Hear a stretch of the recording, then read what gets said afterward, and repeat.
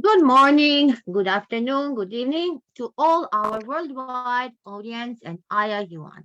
I, Professor Nada Ratkovs, the co-founder of IIU Europe, the president of IIU Research Center, country director Croatia, and board member of IIU, hearty welcome you all with a big and warm greetings, enough to encompass you all from the International Internship University on the auspicious occasion of the G20 Summit 2023, jointly organized by International Internship University with G20 International. Today, envisaged on the topic Global Financial Architecture and International Growth. So today, let us define together the financial inclusion strategy to accelerate pathway to inclusive and resilient economic growth. Inclusive financial systems provide a foundation for building strong and resilient households, communities, economies, and in this regard, financial inclusion strategies must facilitate meaningful access and effective usage of affordable financial products, services that are allowing consumers to save, invest, protect against risks, and build financial buffers for current and future needs. To make this happen, having the skills and knowledge to make the right financial decision is very important today. So we need to lay this for the individuals, businesses to improve their financial health, resilience, stimulate the economy, promote social economic growth. And we are doing that. Financial inclusion is very important. We are achieving all the 17 SDGs. So the recent COVID-19 pandemic has caused economic disruptions and financial inclusion strategies are going forward and we need to take into account these new realities in order to deliver meaningful outcomes that can improve the financial well-being of people in this country. So we today, this day, after amazing great G20 summits, we are continuing, we are celebrating, collaborating, communicating, catalyzing all the changes to contribute to the citizenship, community, and country. Let me now introduce our great organizers. So, Piyush Pandit, the visionary, the educationist, always had a dream to provide education to every learner across the world. He believes that the world is changing drastically, so there is no need to make changes in the education system. With this thought, Piyush Pandit concocted the world's first digital internship university, International Internship University, in 2020. IIU is providing quality, skill-based, affordable, accessible, location-independent, and skill-based digital education to all the learners across the globe, along with internship opportunities, research facilities through its 1,000+ virtual courses to all the learners across the globe. And all that through the platform of MIOOC, the Massive Open Online Courses. IIU has been accredited, affiliated with World Education Organization, WO, and International Accreditation Organization, as well as with United Nations. So in short span of time, it spread its wings in 195 countries, 6 continents, with a theme of 1,000+ experienced and qualified global educators all around the world. IIU is registered in India, Australia, Nepal, and USA, and still spreading the wings in another country. So the digital education by IIU is for all, without any hurdles, as per the own wish of the learners, without any financial stress, which is easily accessible in every corner of the world. Today, we are welcoming the group of 20G20, a paramount platform for fostering international economic cooperation, pivotal in shaping and fortifying the global framework and governance concerning crucial economic matters worldwide.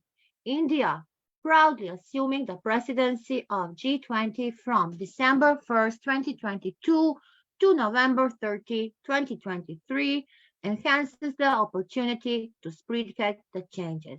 Guided by the resolute leadership of Dr. Sri Vidya Sukumar, from the United Arabian Emirates, with unwavering support from the esteemed International Internship Court Committee and team prepared to unveil a transformative initiative. So IIU is poised to launch and empower Endeavor to revolutionize the world of women, social entrepreneurs. Additionally, we are setting to convene the esteemed worldwide think tank to foster comprehensive discussions to achieve equality for all and equal world education opportunities for all the individuals. With the upcoming G20 summit being organized virtually, we have this unprecedented opportunity to transcend geographical boundaries and bring together brilliant minds from all corners of the globe. We can pave the way for a future where everyone can thrive through collaboration, innovation, and collective determination. So let us join hands, united in our pursuit of a world where every individual, irrespective of their gender or circumstances, can unleash their full potential and contribute to the progress and prosperity of our global community. Yes, together we can make a lasting impact and create a legacy of equality for the generations. So let us today continue with this amazing G20 International Global Summit. It's my honor to invite our core team member, Dr. Virginia Riviera, to join me on the stage. Dr. Virginia, welcome. Thank you. Thank you. Can you hear me? Yes, yes, Beautiful. Good morning, good evening, good afternoon, wherever you are around the world. We are so excited to be here today. As Professor Nera said, it is so important for us to discuss G20 and really make it accessible to every person that has access today to our live stream. We have a wonderful team, a team that truly believes in education globally. And what we do is use technology to make our world smaller so we can all have access to this wonderful information. Our team is par none. The truth is that I feel very, very privileged to share with them this virtual podium. Today, I'm going to start with our wonderful core team. First of all, our dear Professor Nara, you already met her. Everybody knows her around the world. She is a global personality. And I have to say that we feel so proud to have her here with us also. Also, we have our Dr. Trividya Sukumar, and if you know her, you know brains and beauty. I have to say that this is one of the most amazing women I have ever met, and I am dying to meet her in person, but I already feel like I know her well. And the truth is that she is so succinct in what she does and the information she knows. But most importantly, she makes all of us women look really, really smart and really, really brave. So thank you for organizing this wonderful project. She is our project leader. We also count with Dr. Inga. Dr. Inga is from Georgia. Dr. Inga, I have to say, is probably the teacher extraordinaire. Her heart is so big, but her brain encompasses everything. And she really knows how to reach every single learner around the world. We also have with us today Sandy Balahi. Dr. Sandy Balahi, I have to say, she knows exactly how to capture each one of our speakers' ideas, but most importantly, she knows how to make us understand it. And I have to say that that is one of those talents that not everybody has. With us also, Snigdha Kulumar. She is from Mumbai, and she is our project coordinator. We love having her and including her in this great project. And I am Virginia Rivera. I come from a tiny little island in the Caribbean, from Puerto Rico. I represent the United States, and I truly believe that education is the key to everything, is the portal to really help us attain anything that we want and have a world that's sustainable for all. I also would like to introduce to you today our community partners. Our community partners are those organizations that truly believe in what we do every day. So let me go ahead. So we're going to start with GC. I always have an issue finding these parts. I will be right there.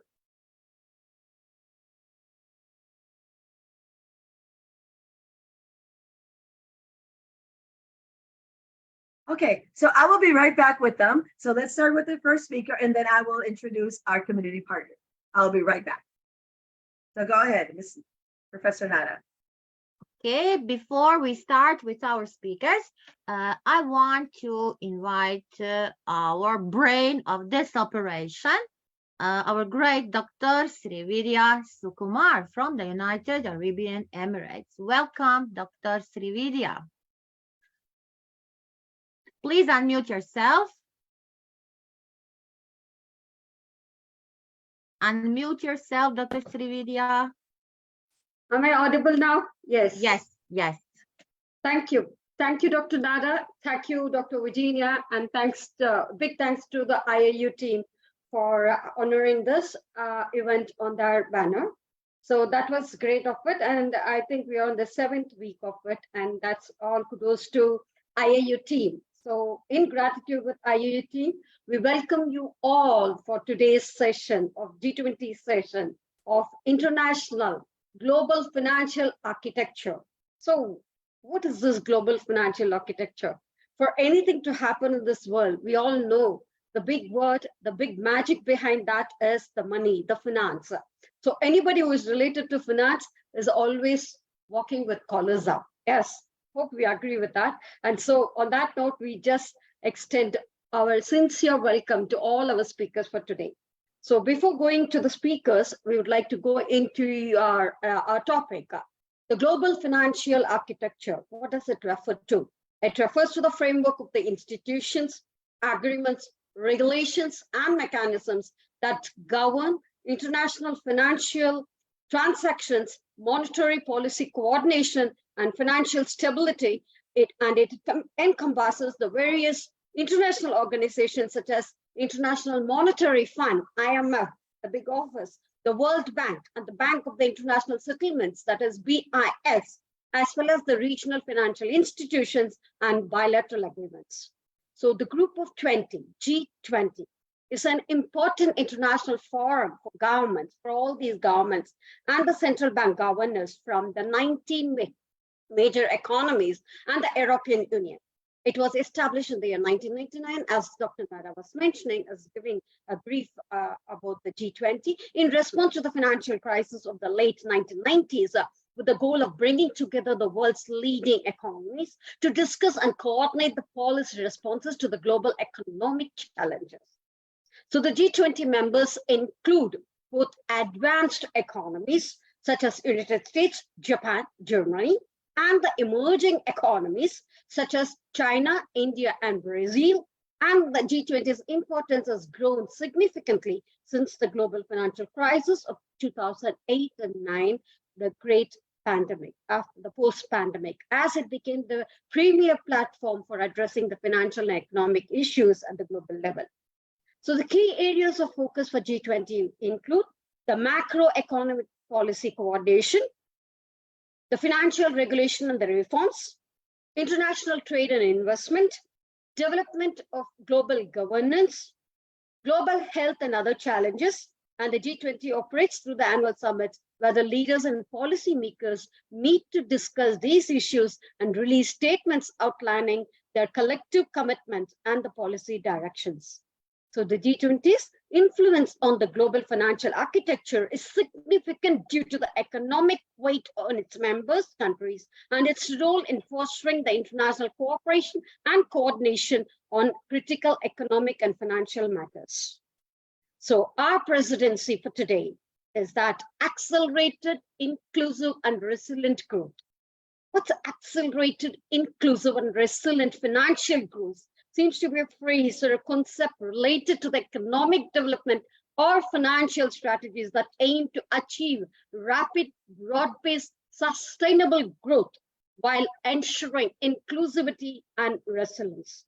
So going ahead with accelerated growth, it refers to the focus on achieving growth at a faster pace than traditional economic trends. What does inclusive growth means? It's an economic concept that emphasizes the benefits of the growth should be shared with a wide segment of the population, including the marginalized and the vulnerable groups. Okay, the third one, the resilient growth. The resilient growth refers to an economic ability to withstand shocks and uncertainties. That is, comes under the risk management, whether they are economic, environmental, and the geopolitical in nature. A resilient economy can bounce back from all disruptions and adapt to the changing conditions without suffering severe setbacks. Bringing these components together, that means accelerated, inclusive, resilient financial growth. We would like to involve implementing policies and strategies that not only drive rapid economic expansion, but also ensures the benefits of the growth and equitably distributed across the various socio-economic groups. How are we going to achieve this?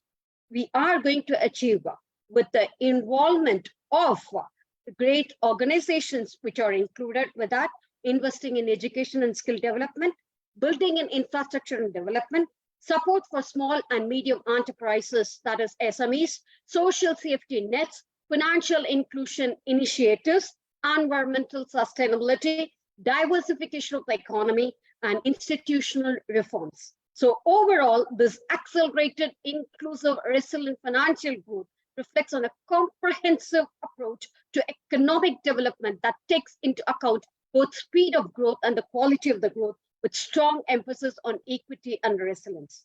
So on that note, we have worked on deliverables, which will be today presented by our eminent speakers as deliberations. Pointer number one, enhancing transparency and accountability at multilateral financial ability will be presented by Ms. Divya Somani. Welcome to you, ma'am. Promoting greater integration across financial markets and SMEs will be presented by Professor Dr. Jos Estes.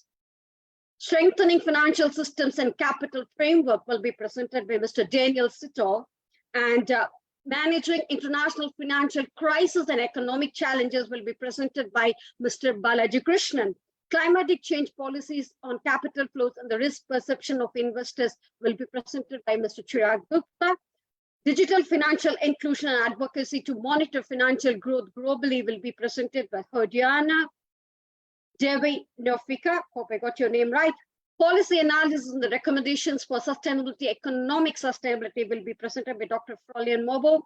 And point number 8, financial literacy as a state of art of safe, sustainable financial freedom across the globe will be presented by Mr. Deepak Badra. The insights shared by all our experts on the above pointers will aim to contribute the archive of the policies that will expand to include the things they have in recommendations for action, which will lay the foundation for resilient, inclusive financial growth and architecture that need to collaboratively and swift action to ensure more sustainable future. The highlight will be the need for the resilient systems that can effectively respond to emergencies while addressing broader global economic issues. So we welcome you all to join us on this collaborative effort. There we extend our warm welcome to all our eminent speakers who have joined us on this diaspora. So let's together celebrate, collaborate, communicate, and catalyst change to contribute to the citizenship community on that and country. On that note, we extend a warm welcome to one and all, and over to Dr. Nada. Thank you, Dr. Nada. I think I didn't extend my time. Thank you so much. It's okay. I wanted to say now we want to call again our great Dr. Virginia Riviera. Dr. Virginia. Thank you so much, Professor Nala. So we're going to be talking and thanking two of our community partners. Without them, this would not be possible. Number one is the GSFN, which has been established to provide a common platform that helps its members' financial institutions benefit from opportunities emerging through transformation to sustainable economy. Supports its members in developing capacities to integrate sustainability across the world. It fosters initiatives that helps build private and public partnerships, promoting sustainable lending and investment. Offers networking opportunities to member financial institutions, multilateral organizations, government bodies, business and industry, and other stakeholders for sharing experiences and ideas. It also provides a forum to support the development and execution of sustainable finance policies and practices. It presents a marketplace for members to promote their sustainable finance expertise, business ideas, products and services, and to search for partners to develop and execute programs, projects, and activities. And additional to all of this, and the most important, it performs any other task that promotes sustainable finance. Our other group is iGen, the 74 million young Americans born between 1995 and 2012 comprise the most important generation in our nation's history. Both in size and composition, 1 out of 4 Americans from age 5 to 22 has been collectively dubbed as the iGen generation, a shortened descriptor for the internet generation. The iGen handle won out over numerous other suggested names, namely Generation Z, which is doomed to failure because there was no context provided by a Generation Y preceding it. That generation is today known as the millennials. Other Generation Z replacements include the Homeland generation, Centennials, Post-millennial, the Founders, iGeneration, and no doubt others, all of which fell to the wayside in public opinion. This generation has its own moniker, and it's far from unusual, given the names of population groups from the past. Those several periods before, ranging between 12 and 25 years ago, were known as the last generation, the interbellum generation, the greatest generation, the silent generation, and its subset, war babies, baby boomers, Generation X, and the most recent group, millennials. Not only has it become the largest social cohort, iGens outnumber millennials and baby boomers together. The iGen generation, or iGeners, is also the most ethnically diverse generation compared to a predecessor. So without these two incredible community partners, we would not be here today. Thank you so much to them. Thank you, Professor Nada. Thank you. Thank you, Dr. Virginia. Thank you for introducing the amazing partners. We're really honored to hear and to have them, and we wish we will have more. So without wasting time, I want to call one amazing lady. She's so beautiful. She's coming from India. And yes, here it writes, always better solutions. So she's always giving us an amazing solution. So I want to invite great Dr. Sandy. Dr. Sandy, welcome. Thank you, Dr. Nada. And it's a pleasure to be here. And today we're all talking about, I'm going straight to our business. Yeah, we're talking about finance, we're talking about vitamin M. So as far as a small thing is, even if it is rupees or dollars or whatever, a little amount, we always see how it is spent, whether it is spent, resources is spent correctly or effectively. So our first pointer, enhancing transparency and accountability. In the context of SDG, it involves promoting openness, and there has to be a clarity in the reporting of progress, expenditures, and outcomes related to the sustainable development initiatives. So only when we're going to do that, all the related organizations will be able to understand the commitments, whether they are properly and effectively met. So to talk more about this and how multilateral financial stability and collaborative efforts are going to help the long-term success of all these SDG initiatives, we have with us Chartered Accountant Divya Somani, Ms. Divya Somani from India, who is an insolvency expert. She's, as I said, she's a chartered accountant and she's also a company secretary. She has a diploma in information systems audit and also a diploma in IFRS affiliated to the ACCA UK. She's a certified concurrent auditor and certified peer reviewer. So I welcome you once again, CA Divya Somani. So the stage is all yours. Thank you so much for such a nice and lovely introduction, Sandhya ji. Without wasting any time, I'll straight away share my screen first. Just let me know whether it's visible.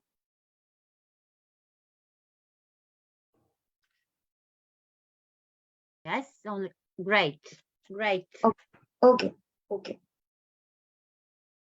So as you all know, today's topic is all about the financial world and how it correlates with the sustainable development goals. And the topic allotted to me is specifically enhancing transparency, accountability, and this multilateral financial stability. See, finance is the backbone of everything. If you want to do any kind of activity, you need to have finance. So even if you want to do charity, you should first be stable enough yourself so that you can help out others. So that is the way we have to pursue the things. So if we have a strong background, strong support of our own, then only we can help out others. So with that vision, with that thought, we are going to proceed for this particular topic. So what it says is, whatever the companies or the organizations are doing, they have to do it in a transparent manner. They have to be accountable for whatever they are doing. And in that way, they can bring a financial stability overall. So how does it all correlate and how these topics are interconnected? That is what we are going to study in this particular session. So as you can see this diagram, this itself, this picture, it says that this is a mirror or this is a glass and you can see through it. So there is nothing hidden basically. So transparency is basically that. If the company is showcasing itself as a big picture and it says that we are doing these kind of activities or we are producing these products or we are delivering these services, there should not be any hidden terms or conditions with respect to it. They should not take public money just for their own advantage, and it is ultimately their duty to deliver back to the society. That is what we want to know. As we all know that all the frauds which are taking place throughout the world are basically due to absence of this transparency or accountability. And wherever the government is lacking behind in controlling or monitoring, only there these things happen. Dr. So Divya, if yeah, you are talking about a diagram, slide didn't move. no, I have not yet moved. So the Okay. first picture itself, it says that it is transparent. Okay. Okay. Yeah. So I'll be moving the slides now. So that was just the introduction part. Fine. So let me proceed. See, Lehman Brothers, if you all have heard about this, this was the world's biggest bankruptcy case, wherein 2,76,000 crores, which is a huge amount, they went into bankruptcy altogether, and it was very shocking for the whole world. So actually, what happened was they were dependent on long-term or short-term finances through banks, and the things were not disclosed properly. It was a closely connected team which was working, and they were not telling the rules and regulations were not like they were supposed to disclose it to others. So sooner or later, there were lapses in their accounting. They could not repay their debts, and therefore it led to a huge disaster. And that is the case which led to incoming of new regulations, new parameters which a government should take upon, because it is the public money which these companies are using, and this cannot be misutilized anyhow. Again, another example is of Enron. So as we all know that this Enron scandal, uh, that was again a big institution, and it fall down like anything. And later it led to the upbringing of this Sarbanes-Oxley Act, which is SOX in short, and it basically says that there has to be internal audit for whatever the company is doing. There that has to be regularly monitored by the institutions or the organizations. The companies or the financial institution should not be left alone in doing whatever they want to do. And because it happens that one fine day we come to know that this institution has it is unable to pay its debts and it has collapsed. So in order to avoid all those situations, this SOX Act was introduced. Again, there is one more scandal in India. It is Satyam case, wherein you can see the figures. Whole lot of money was the figures in the balance sheet were basically manipulated, such that it went on for 7-8 years, And one fine day again, we find that the figures which are shown in the balance sheet are actually nowhere existing. So whatever the company was showing to income tax department or the other departments were actually not available with the company. So they were all manipulating it for so many years, and there was no transparency and no accountability, and it was all the public money which they used and wasted like anything. Again, one more case is regarding this fraud where Nirav Modi, who is a very reputed jewelry business owner, and he again indulged into this kind of fraudulent activity. And because there is not a single person involved in this fraudulent activity. Many institutions, financial institutions, the promoters, the directors, the whole team, whosoever are consulting these persons, they are also involved in that. And again, they are playing with the sentiments of the public, and they are misutilizing their money. And therefore, some strict regulations have to be there so that these people can be held liable for what they are doing. They cannot escape their liability just like that. And therefore, we are here with this particular session, which says that we need to enhance the transparency, accountability, and ultimately the financial stability. Because if the companies, the organizations are financially stable, this would definitely lead to a very strong economy of be it any country.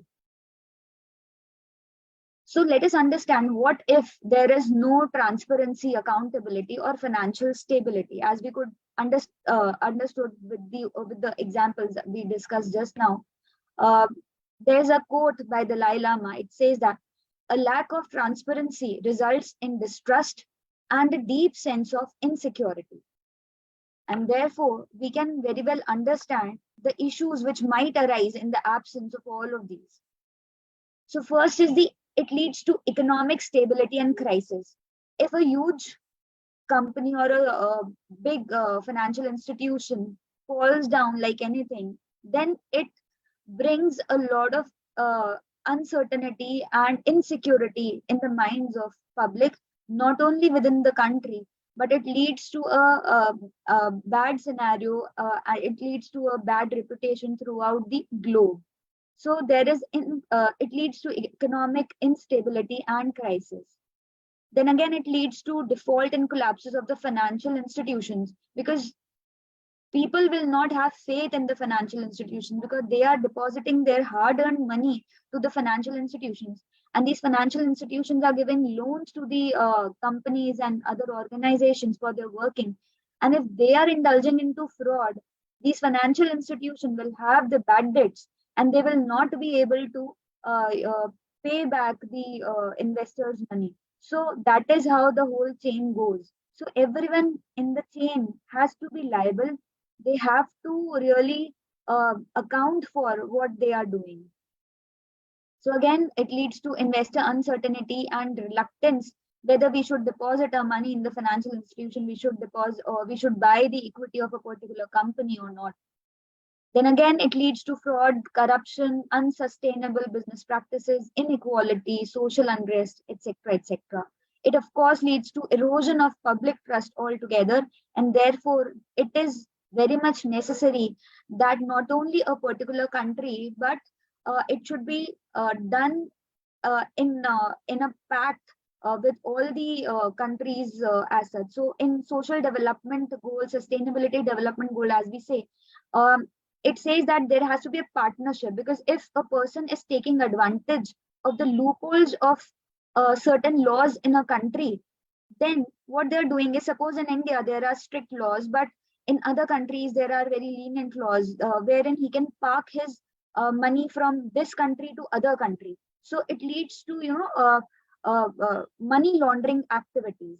So in order to curtail that, in order to avoid that, we need to have a strong regulatory requirements throughout the countries, and all should follow that. It should not be just that one nation has to follow. It has to be a pact between all the countries, that they have to ensure that these kind of activities do not take place in future.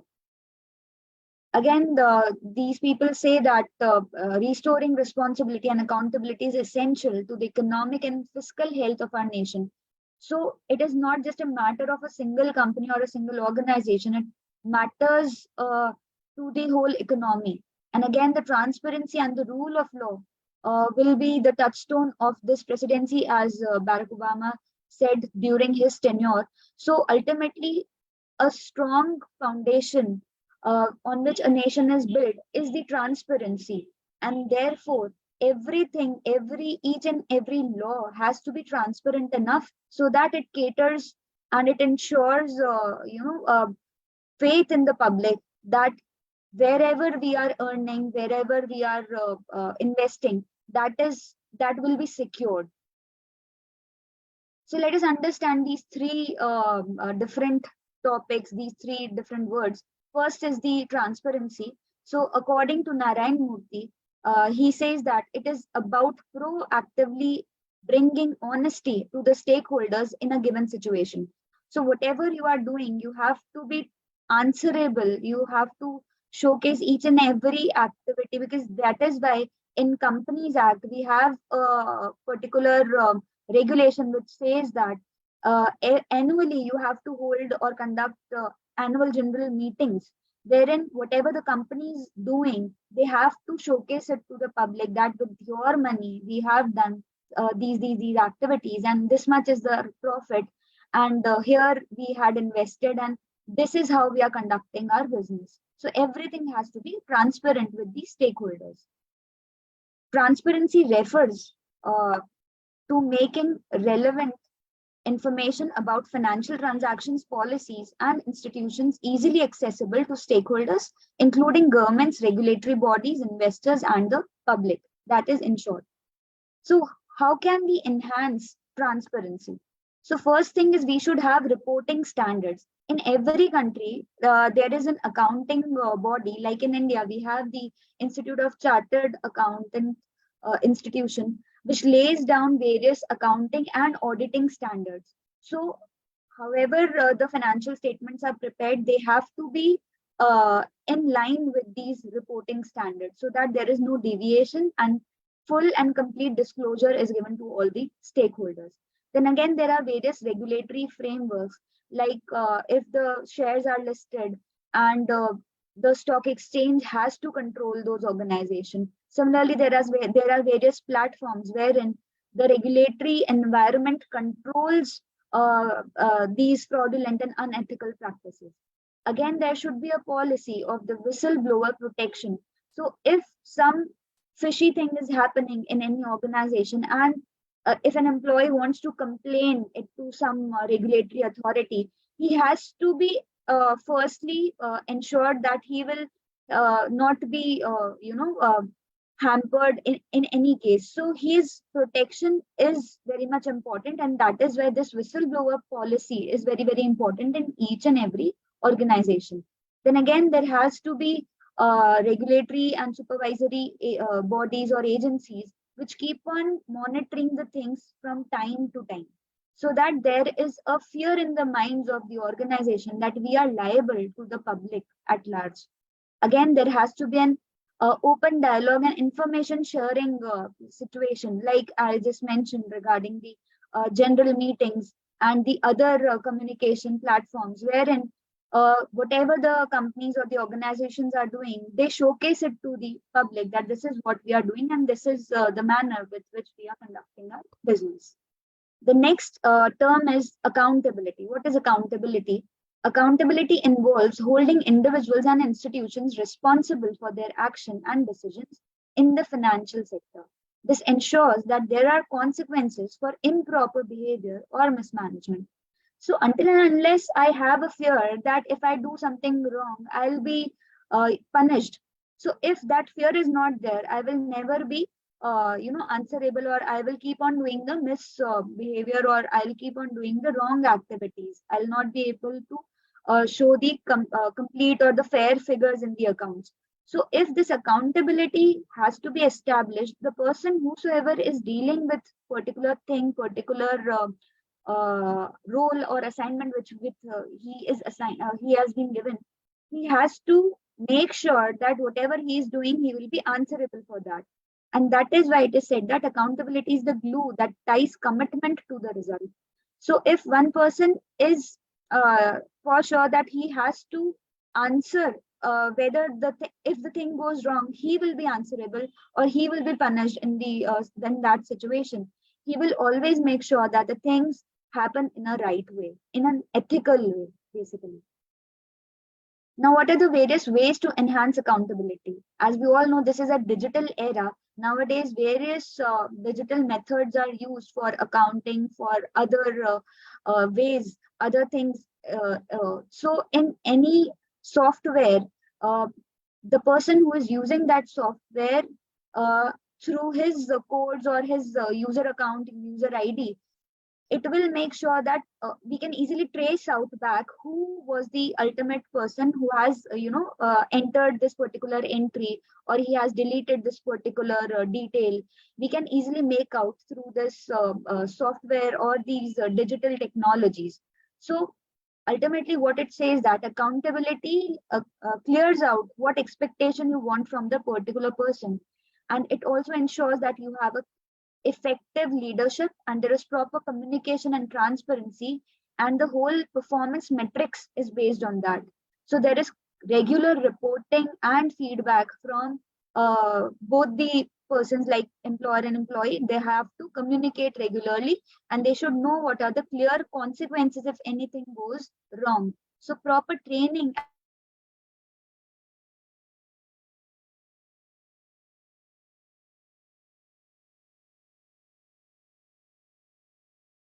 Have we lost Divya?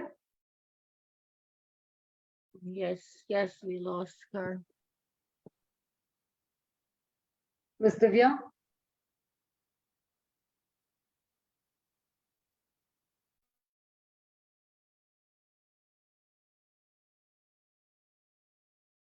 Yeah, we lost her.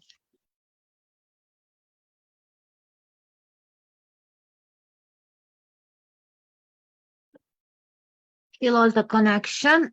So So moving further, like until Ms. Divya comes back, I think we will just go ahead with the next speaker. And when Ms. Divya joins, and let's take it up further.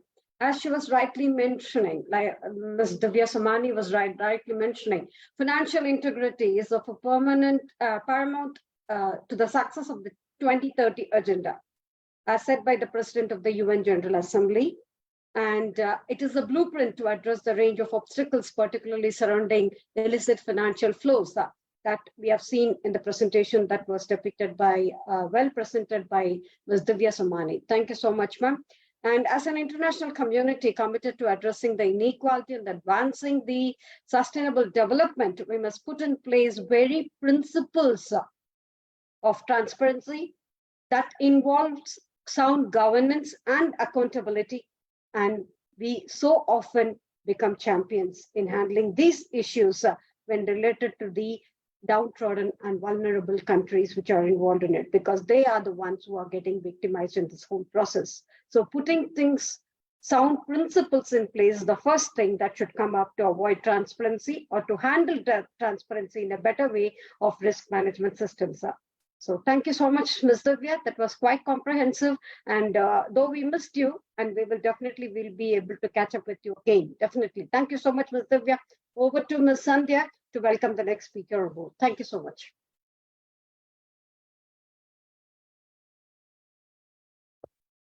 Yeah. So we have with us our next pointer, which is about strengthening of financial systems and capital frameworks.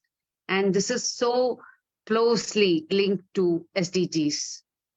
Whenever the financial institutions or the regulatory frameworks or the countries can have better channels of investments towards initiative, and this can address many of the SDGs like poverty, inequality, or also support quality education and healthcare. So this approach also helps in bringing up the financing of a sustainable infrastructure and also supports clean energy. And it fosters both economic growth and environmental sustainability as we all expect it to be in the future. So to speak about this, we have with us Dr. Daniel Sitole from Zimbabwe, who is basically a social science graduate from Lupin University. And apart from that, he's also having a diploma on occupational health and safety. He also has another diploma, which is about climate governance, diplomacy, and negotiations, which talks about negotiation leadership program. And he also has a master's in climate change and sustainable development. His brainchild of Green Shango Environment Trust is that's his brainchild, and he also sits there as the executive director. We welcome you, Dr. Daniel Sitole.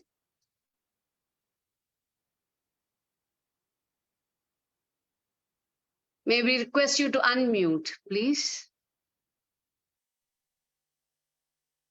Okay, can you hear me now? Yes.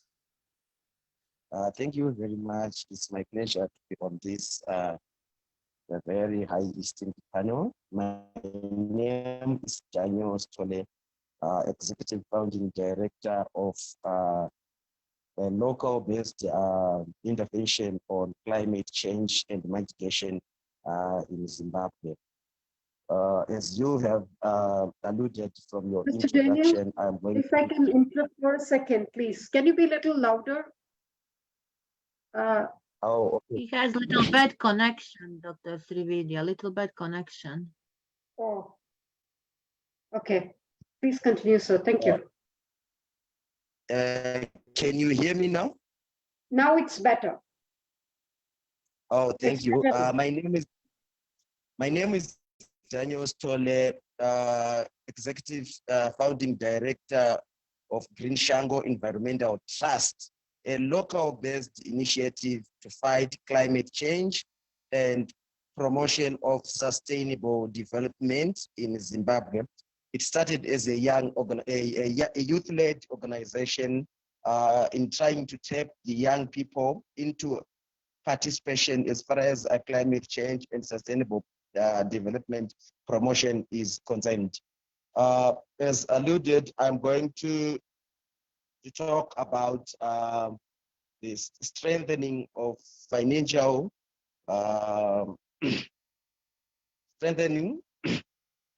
systems and capital framework.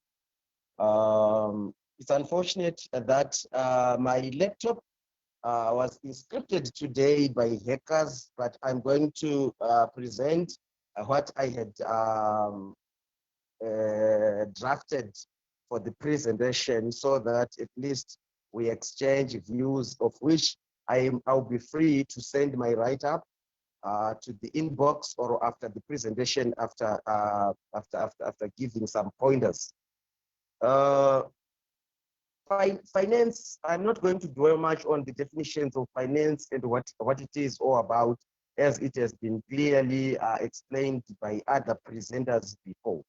But I'm going to have a more bias on the financial capacity and the financial need of developing nations. I'm from a developing country, and by all means, some of the examples I'm going to give are more biased to the developing nations, especially from the global south. In the global south context, financial systems have progressed over the past 20 years as a result of liberalization, privatization, and stabilization reforms.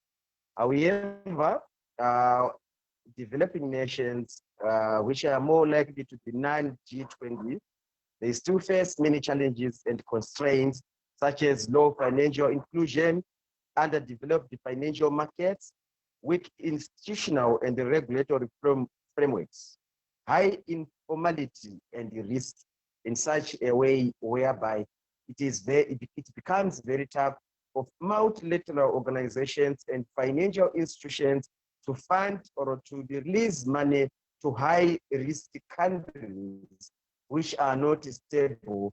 At the end of the day, that will still be a sideline of sustainable development as we push to attain sustainable development for the whole planet.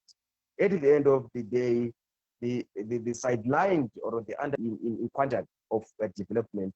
This reminds me of my own father. He used to give me a very good example to say, if you are a very successful farmer, you need to make sure that you also help some poor farmers around your farm, so that if you help them by trying by all means to eradicate pests and other challenges, it means your farm is going to be secure.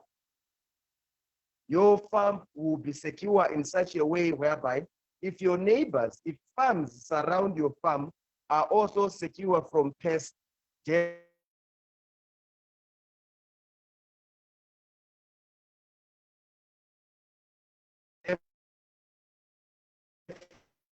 definitely you at the center, you have a more progressive and less pests to affect you.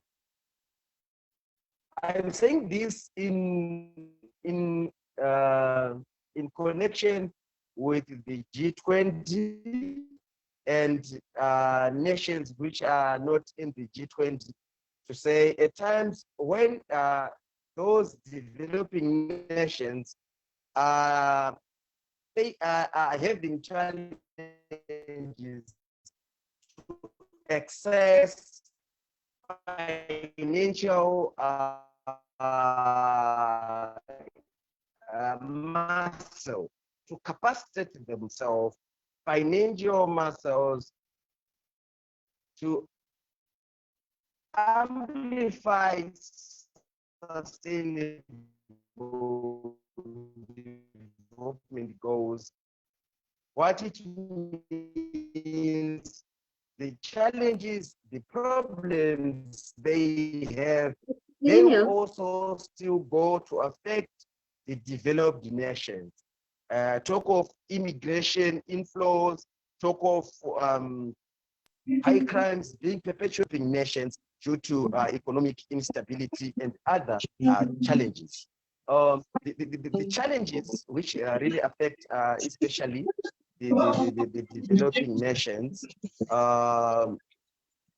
will also affect the developing nation in such a way where there is need for holistic approach.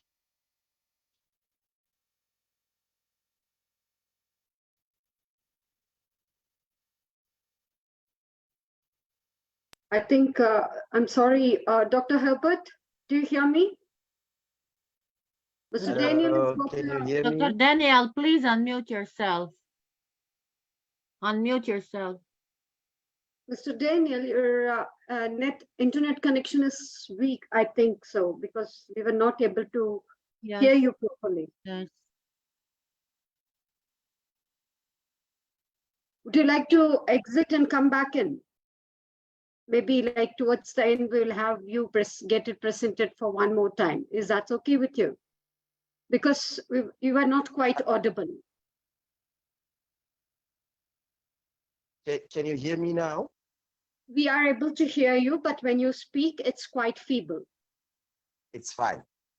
Yeah, so the thing is, Okay, we'll wait for some I'll time. restart. If you can just help us with calling the other speakers, then we will just give you, Let me try. we will definitely come back to you towards the end, if that's okay with you. If that's okay? Is that fine with you, Mr. Daniel? Yes, yeah, it's fine. It's fine. Sure. Thank you. Thanks for the understanding. That's very kind of you. We Yes, will it's be fine. coming back to Mr. Daniel once again. And so, like as he was mentioning in his speech, strengthening about the policies and the systems, we'll get to hear Mr. Daniel one more time before we wind up this, and so that we leave this point of strengthening financial systems in developing countries open before we conclude the session. We will definitely come back to this point one more time. May I request Ms. Sandy to call the next speaker so that we move on with the session, please. Yes. Thank you, Mr. Daniel, for the understanding. So the next speaker is here to speak about how to manage international financial crisis and economic challenges, which is so very required to advance our SDG, to achieve them very, very poised and in a timely manner. So whenever we're able to handle the crisis in a swift and coordinated manner, this can help mitigate the negative impact on many of the SDG, especially on decent work and economic growth, also along with maintaining financial stability.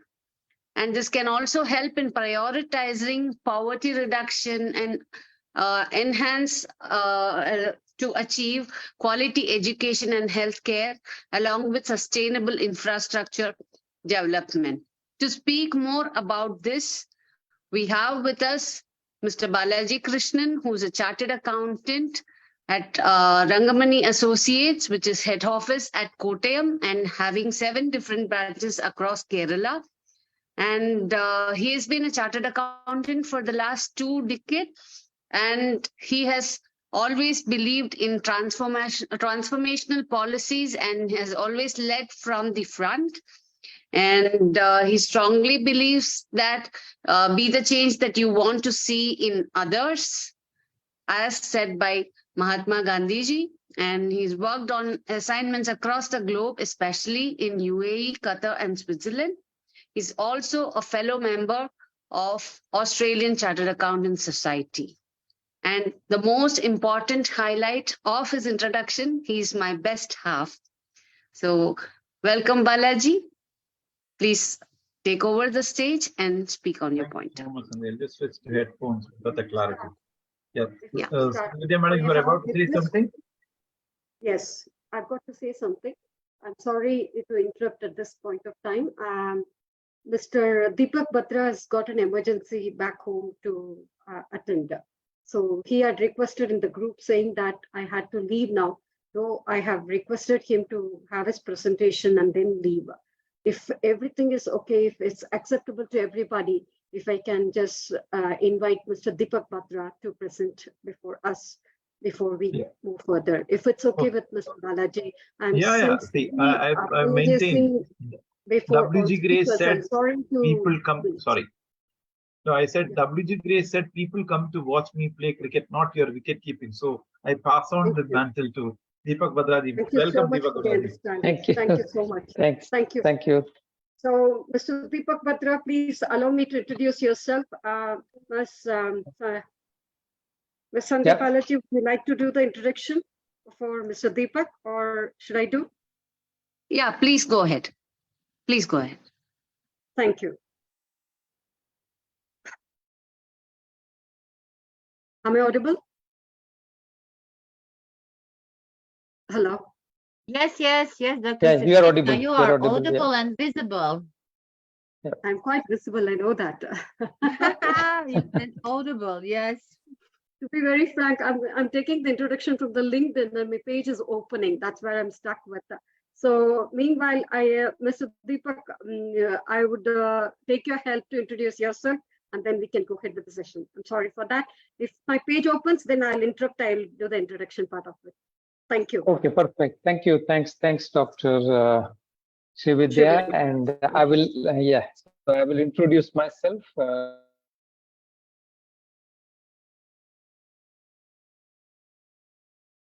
Dr. Deepak frozen. Dr. Deepak. Hospital with my mom, but then okay, we can have this session. So as we are talking about financial literacy, and that's what I learned from my mentors, and I help people to improve their financial well-being. Now, what I learned from my mentor, the financial well-being, why it is important. Because financial well-being allows you to focus on your mental well-being, emotional well-being, physical well-being, and overall spiritual well-being. So that's why it's not all about money, but money plays a very important part in our life.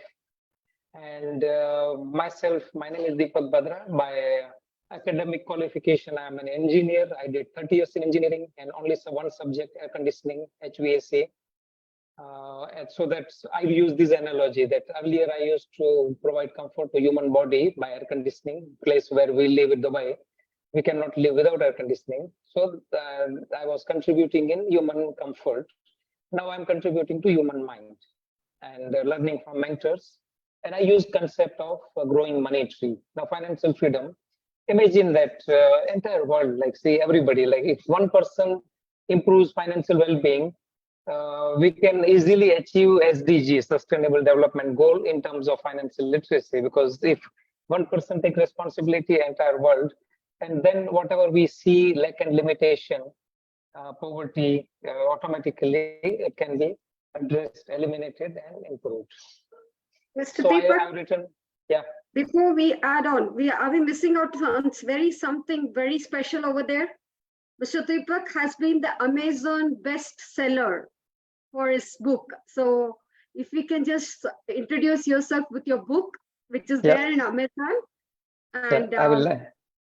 It is. Yes. It is there in the next slide. That's so more justified. That's more justified. So I thought we shouldn't miss that. You know. So my book name is. Thank you, Dr. Srividya, for thank you. Talking about my book. So my book is Grow Your Money Tree. And if you see here, there are two trees. One is normal tree and one is money tree. And principles of growing both trees is same. So that's what I'm going to cover. Who am I? I'm author, which you introduced me, of this book, Amazon bestseller. 3 years back, if somebody would have asked me, can I write a book? It was not in my dream. It was not in my mind. But then I took help of mentors.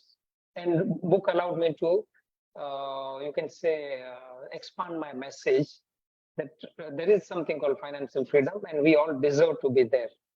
And when that happens, we can have overall well-being. And just now, our previous speaker was sharing about Bob Proctor's quote and Bob Proctor's picture. I'm mentored by Bob Proctor. Bob Proctor contributed and he helped me to understand mind. And he was talking about success or financial freedom is 95% mindset, 5% strategy. And we hardly know much about mind because our education system, maybe 50 years back when I was studying and then now also, two things are missing in our education, money and mind. And that's what my book covers about. My company name is Abundant Living. And these are my mentors, Bob Proctor. I'm personally mentored by him. I'm a consultant with his company.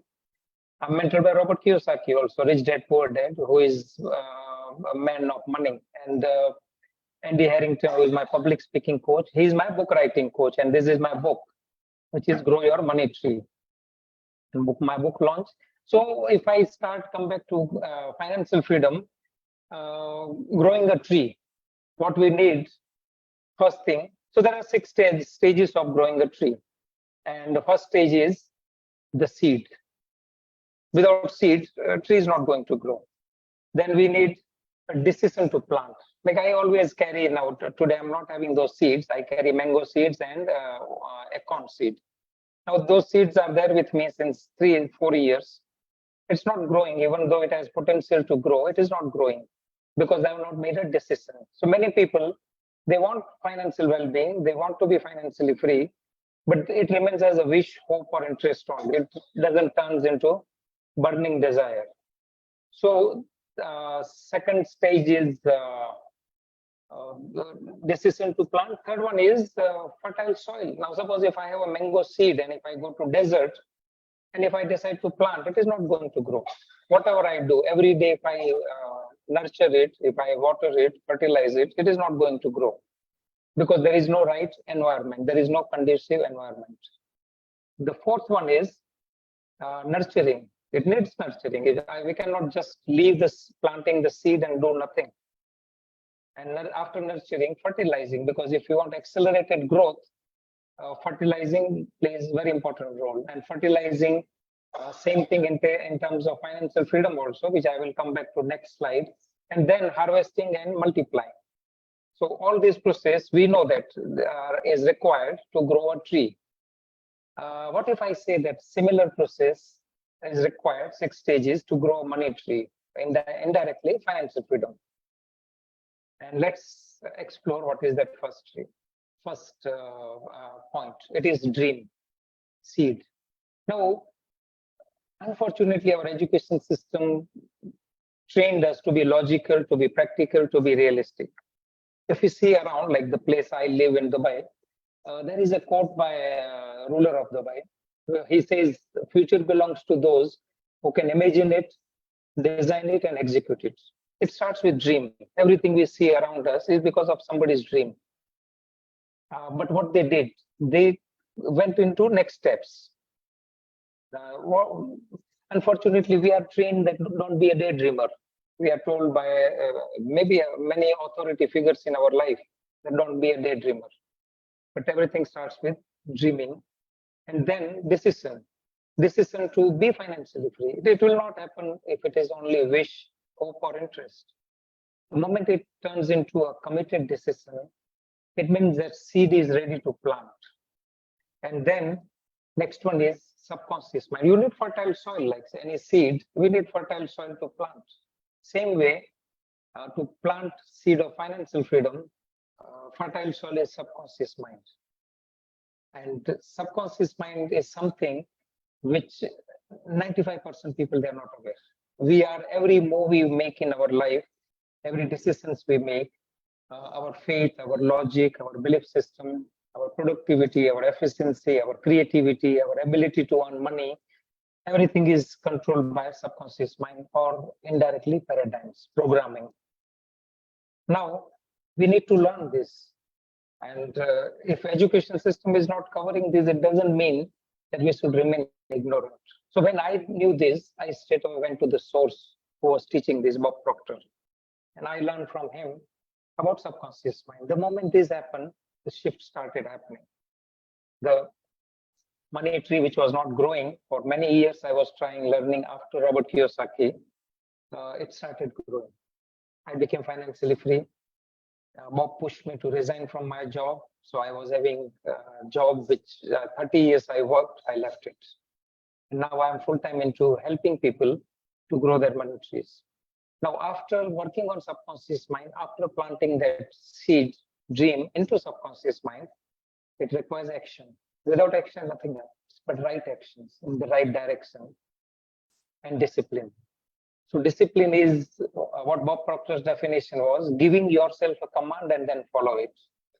Unfortunately, what happens, we wait other people to give us command. We wait, we feel that discipline is something which somebody tells us to do.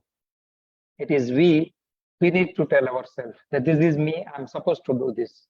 Now, it was my commitment. Even yesterday night, I didn't have sleep, not even 1 minute. I was having, because it was urgent travel, but I'm there in front of screen.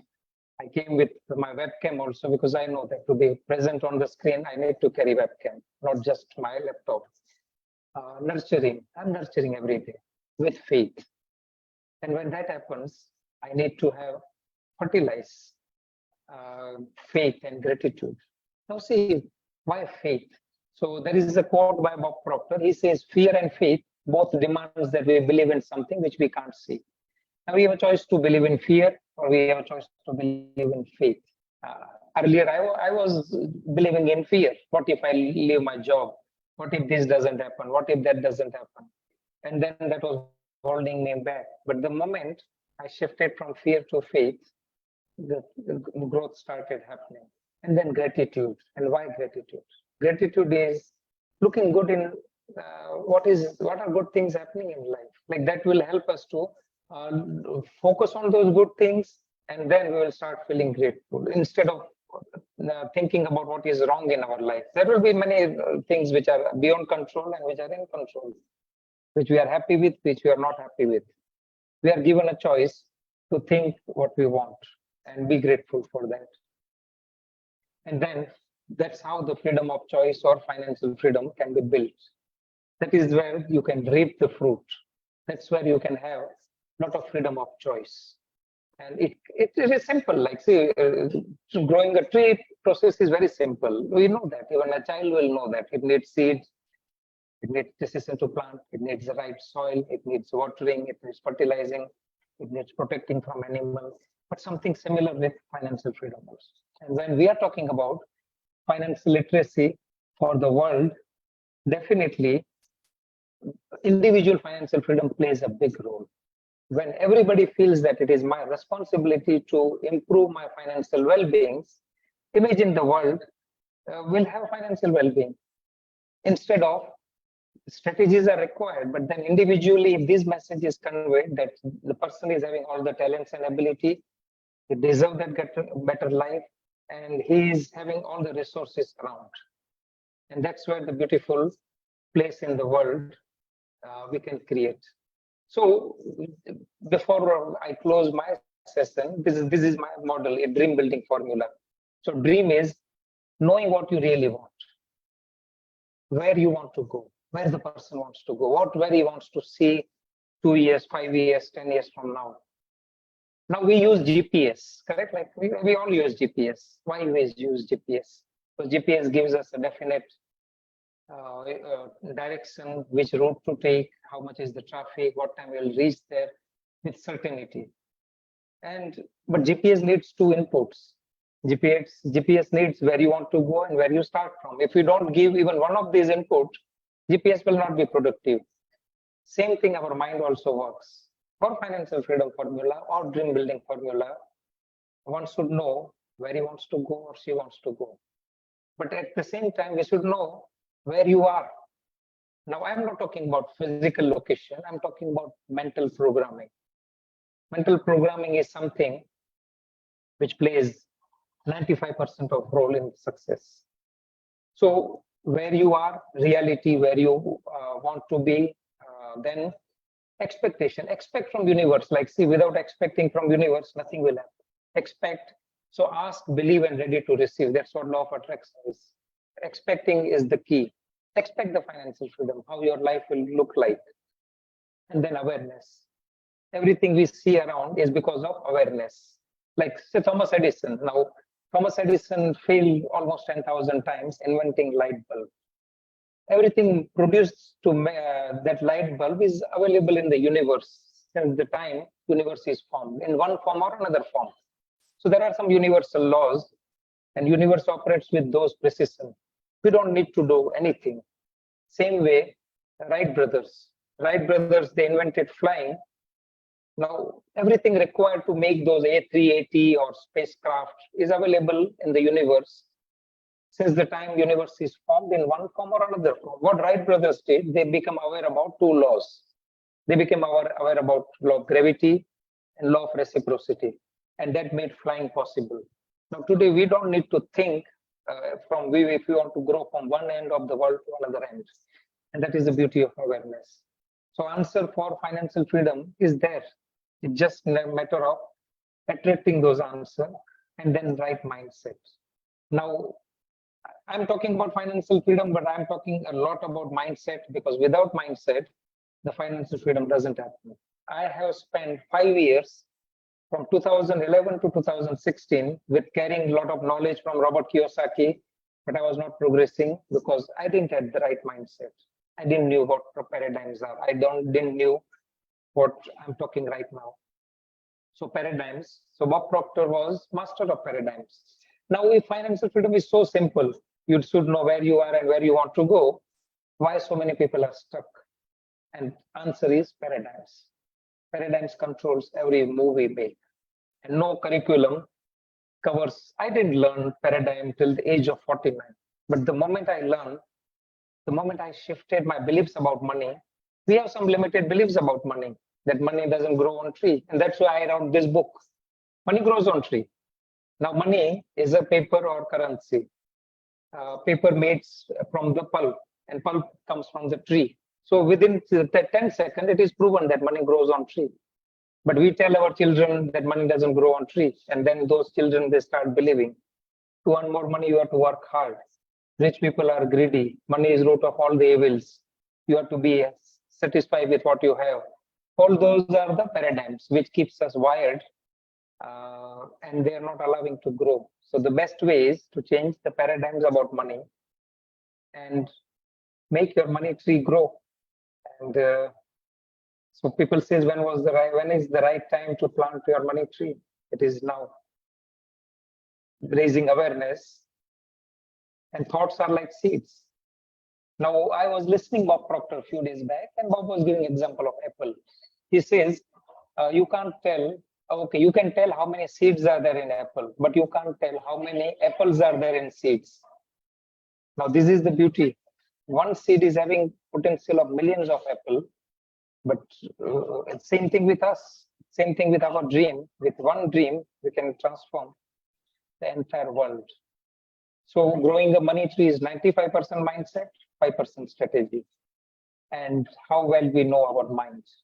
Unfortunately, we are not familiar. So I will not cover this. I think I've gone long, or maybe if I have 2-3 minutes, I can cover this model of Bob Proctor about alignment. Dr. Srividya, is it okay? Yeah, it's okay. Please go on, sir. Yeah? Sure. So say we think with our minds, we think in pictures. So if I ask people who have seen Burj Khalifa or who have visited Burj Khalifa, think about Burj Khalifa, immediately the image of Burj Khalifa will come, or think about Eiffel Tower, immediately picture of Eiffel Tower will come. So we think with mind, we think in pictures, but we don't have any picture of mind to work with. And that's why we miss that opportunity to align our mind. So we need a picture of mind to work with. So if you see, this is Bob Proctor's model. He called this as a stick person. Now, this big circle is mind, and small circle, he says, is body. Now, this is not real picture of mind. Mind is there from head to toe in every cell of our body. But we need to know a picture to have the right flow. And conscious mind, upper half, is the thinking mind. Subconscious mind is the emotional mind, and small circle is body. So body will follow what mind tells it to do. Now, everybody wants better life. Everybody wants financial freedom, but they are ignorant. They are ignorant, so they have worry and doubt. Now, worry and doubt will bring fear. And fear, frustration, disappointment, anger, jealousy, guilt, these are the emotions we carry. That leads to anxiety to our body. Now, nobody loves to express anxiety. We love to spread the smile. So we suppress the anxiety. Suppression turns into depression. Depression turns into disease. Body is not at ease. And that leads to disintegration. Now, this is just because people are ignorant about mind and mindset and paradigms. Answer is shift to knowledge. Now, knowledge, when there is a knowledge, it brings understanding that whatever we want is already there. It will bring faith. Faith we love to express. I love to express. It brings well-being to me. And then that helps me to accelerate. And then my body is at ease and I'm creating. It's simple, but not easy because it has to do a lot with subconscious mind. So as we are talking about money, this is what I learned from my mentor, Robert Kiyosaki.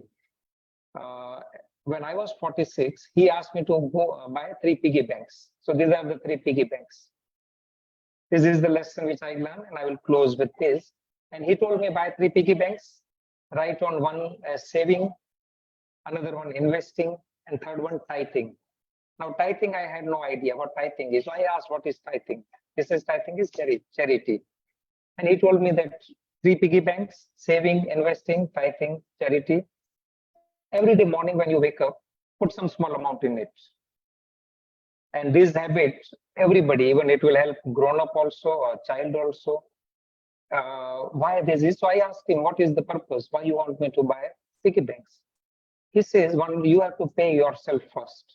Many times we pay other people first. We pay credit card bills, we pay rental, we pay utility, we pay our debts, and we keep ourselves last. Now, to have that financial freedom mindset, make sure you pay yourself first. Every day morning when you wake up, in this piggy bank, put some small amount. Let it be $1, let it be $10. But make it as a habit. And when I started doing this, things have started changing. Believe me, that paradigm shift happened. And if I can do it, anybody can in the world can do it. And this is very small step which can help to, you can say, expand the financial literacy all over the world. So I want to start from basic level, and then entire world can have that fulfillment of that goal of financial freedom. Respected Dr. Deepak, we will call you again. We will call you again for your great, amazing model. So thank you. Thank you. Because we are here listening, the model, your seeds, your plants, all what you explain us about this, and we see we need more time for this. And yes, we want to request you to come again. It was an amazing session. Really, we like it so much. Thank you. Thank you for giving us your model. It is very valuable for our audience who is with us now on Facebook, listening, watching. So we need to move. Thanks a lot. Thank you so You're much. most welcome. Okay. You're most welcome. Thank you, sir. Okay. Thank you. Stay Thank tuned you. for more.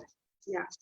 Yeah. Thank you. Take care. Thank you. Bye. Thank you so Thank much. you. Bye. Bye. Bye. Now, I would want to invite our next great eminent speaker. He's coming from the Philippines.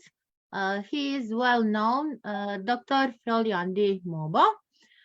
He's as I like to say, he's a researcher by heart, really working hard. It is enough to say two PhD, 3 masters. Now the 4th master is on the way. So without wasting so much time, Dr. Mobo, welcome. The IIU stage is yours. Please unmute yourself, Dr. Mobo. Unmute yourself. Hello, guys. Can you hear me? We don't hear you, Dr. Hello. Mobo. Good. Dr. Mobo. Hello. Hello. Yes. Hello. Okay, please, can you start? Yes, so ladies and gentlemen, so good evening and good morning.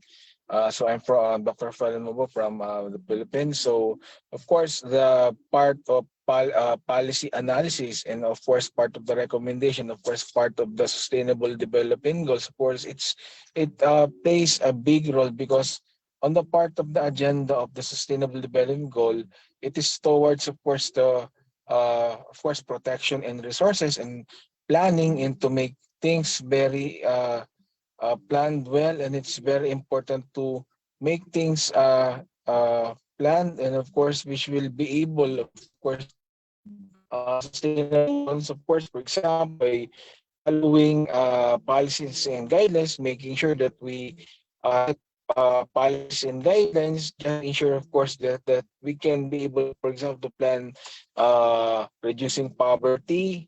Of course, we can also plan for economic incentives, market-based approaches, or other research-based solutions that can heighten awareness. And of course, part of it for the solution, we also have participation of global environments, of course, to help, of course, to sustain needs of people within the universe. It's very important that we ensure, of course, health lives and promote well-being, and of course, making, of course, our towns, cities, human settlements more inclusive. That it can, of course, combat climate changes that we are experiencing. We lost our great Dr. Mobo. I see today the network, all have a network problems. We again lost our speaker. Dr. Mobo.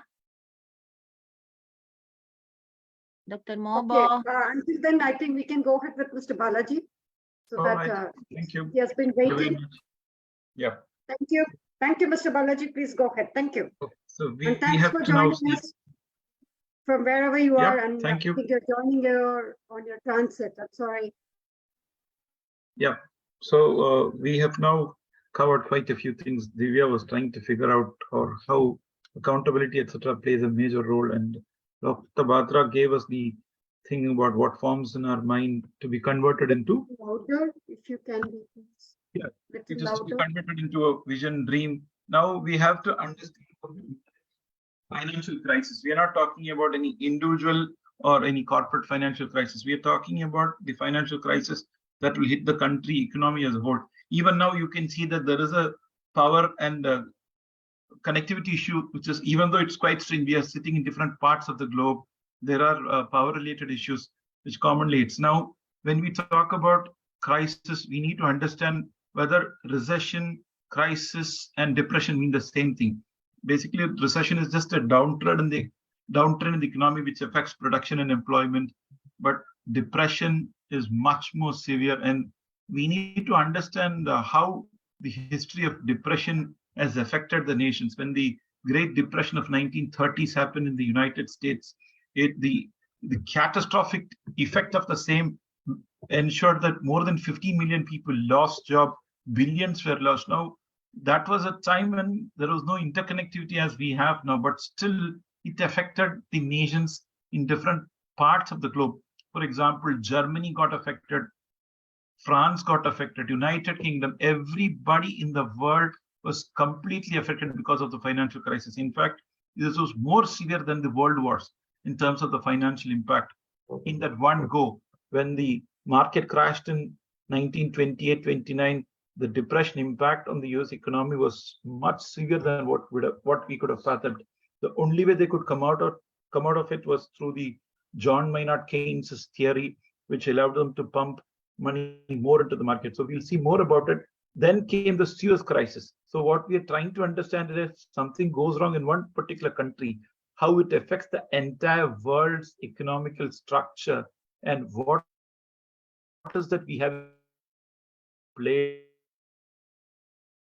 in terms of the role played by United Nations diffused, and then we go to the path of recovery. So as you would know, when in 1956, Egypt nationalized the Suez Canal, everyone around France, Israel, UK, they went into a military action. Then Israel invaded Sinai. Then all hell broke loose. But then what happened later? Britain was severely affected. They could not really maintain their cash flows, even though they had money, but then they could see then the role of International Monetary Fund, as we had seen in one of our earlier presentations. The Bretton Woods Conference created this International Monetary Fund. So International Monetary Fund stepped in. So that's exactly the point that we're trying to make.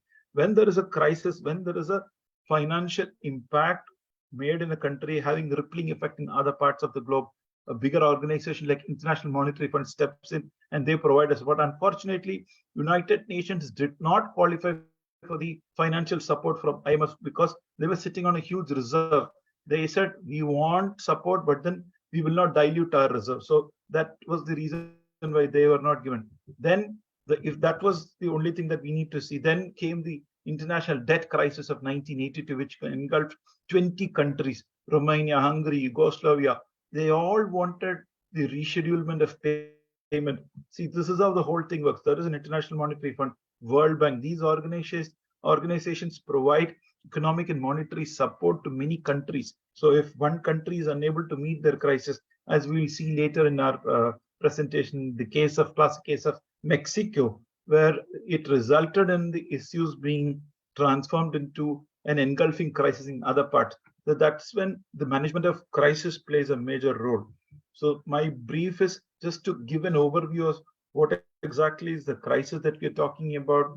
Then we will also have a general understanding of what is the difference between crisis, recession, and depression. Now, then we have to see that commercial banks believed that sovereign lending to developing countries was a highly profitable activity. See, we need to understand who needs money must be given money. If you go to a hospital, if you see that oxygen is being given to a person who's otherwise healthy, and then oxygen is not being provided to a person who is badly in need of it, that's bad management. This really took a long time for people to understand. The World Bank, the IMF used to fund only developed countries. So only rich were becoming more richer. The aspect of poverty was not really addressed. And SDG has a clear goal of zero poverty as one of its main goal in the action ADABA that they have taken up to ensure that there is parity in terms of outreach to food. So if you make one person have more food and one person have no food, that's not development according to the United Nations. And we'll straight away head to see what United Nations have to see in this matter. United Nations, they have very clearly laid out there are 5 critical policy agendas for economic recovery in developing countries. We are only bothered about developing countries because gone are the days when money used to be given only by IMF and others only into developed countries. So United Nations have this 5-pronged policy for rechannel unused special drawing rights. This is exactly what I was trying to say. In August 2021, IMF issued 650 billion in new special drawing rights, the highest allocation in the history. But about 65% of it was channeled to developed countries which didn't use or need them. Now they have understood that money has to be provided in the place where it is needed. Like Dr. Deepak said, the seed has to be sown in a place where it is fertile and there is a necessity to grow. If you put it in a sea, the seed will never grow. So see here in comparison are the developed countries which has enough cash resource. So on a macro level, funds are pumped more into developed countries. The global scenario will not change much. Then the second is to expand the state contingent debt instrument. It is simply the state controlled debt instrument is in terms of economic, social, or climate distress. Government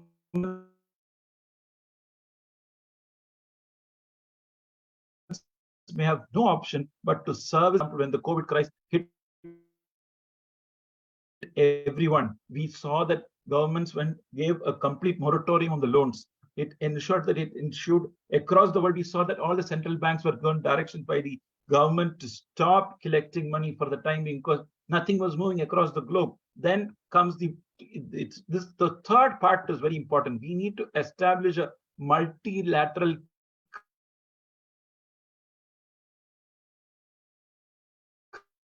credit rating agencies finance both as player and umpire with profound effects on economic policy making and investor decisions. The credit rating agencies are so vital because been following SDG, they have better prospect of getting funding even though they need it. Somebody who's not applying the SDG formula properly may not be looked upon by the International Monetary Fund or even other such organizations, because United Nations have made it a point that what they want to achieve globally has to be done each of the substrata, not just to see the overview. The average is not an applicable thing. What is specific to that country has to be rated. So that's why the credit rating agencies play a major role. That then comes the next part, which is very interesting to hear. It is increase South learning from development banks. We have Asian Development Bank. So we need to ensure that the global pool of regional and national public banks include over 900 institutions oversetting 200 trillion to 49 trillion of assets with accumulated expertise and institutional knowledge. When the pandemic forced the global economy on to life support in March 2020, government depended on public banks to deploy their policy responses. There is a recent volume which was released by the United Nations, which found a variety of innovative policy tools being deployed across the regions. Some countries said, we will give you funds. Some countries said, you need not pay. Some countries said, don't pay tax now, we will defer that. So these innovative policies came about because there was a crisis. So this crisis actually gives rise to some fantastic new ideas. Without the Great Depression of 1930s, we wouldn't have the John Maynard Keynes' theory being put into action, which only meant that pump more money into public development, automatically the recession will, because when you are pushing the money into the public domain for public development, the people in the lower strata start getting work. Unless and until you have the regular income maintained for unskilled population, then no country can ever dream of development. Then comes the last part of the United Nations agenda, which is the fifth and final one, which is called to deploy capital flow management. New research focused on the linkages between large capital inflows and premature deindustrialization has revealed that large capital inflows showed a negative correlation with measures of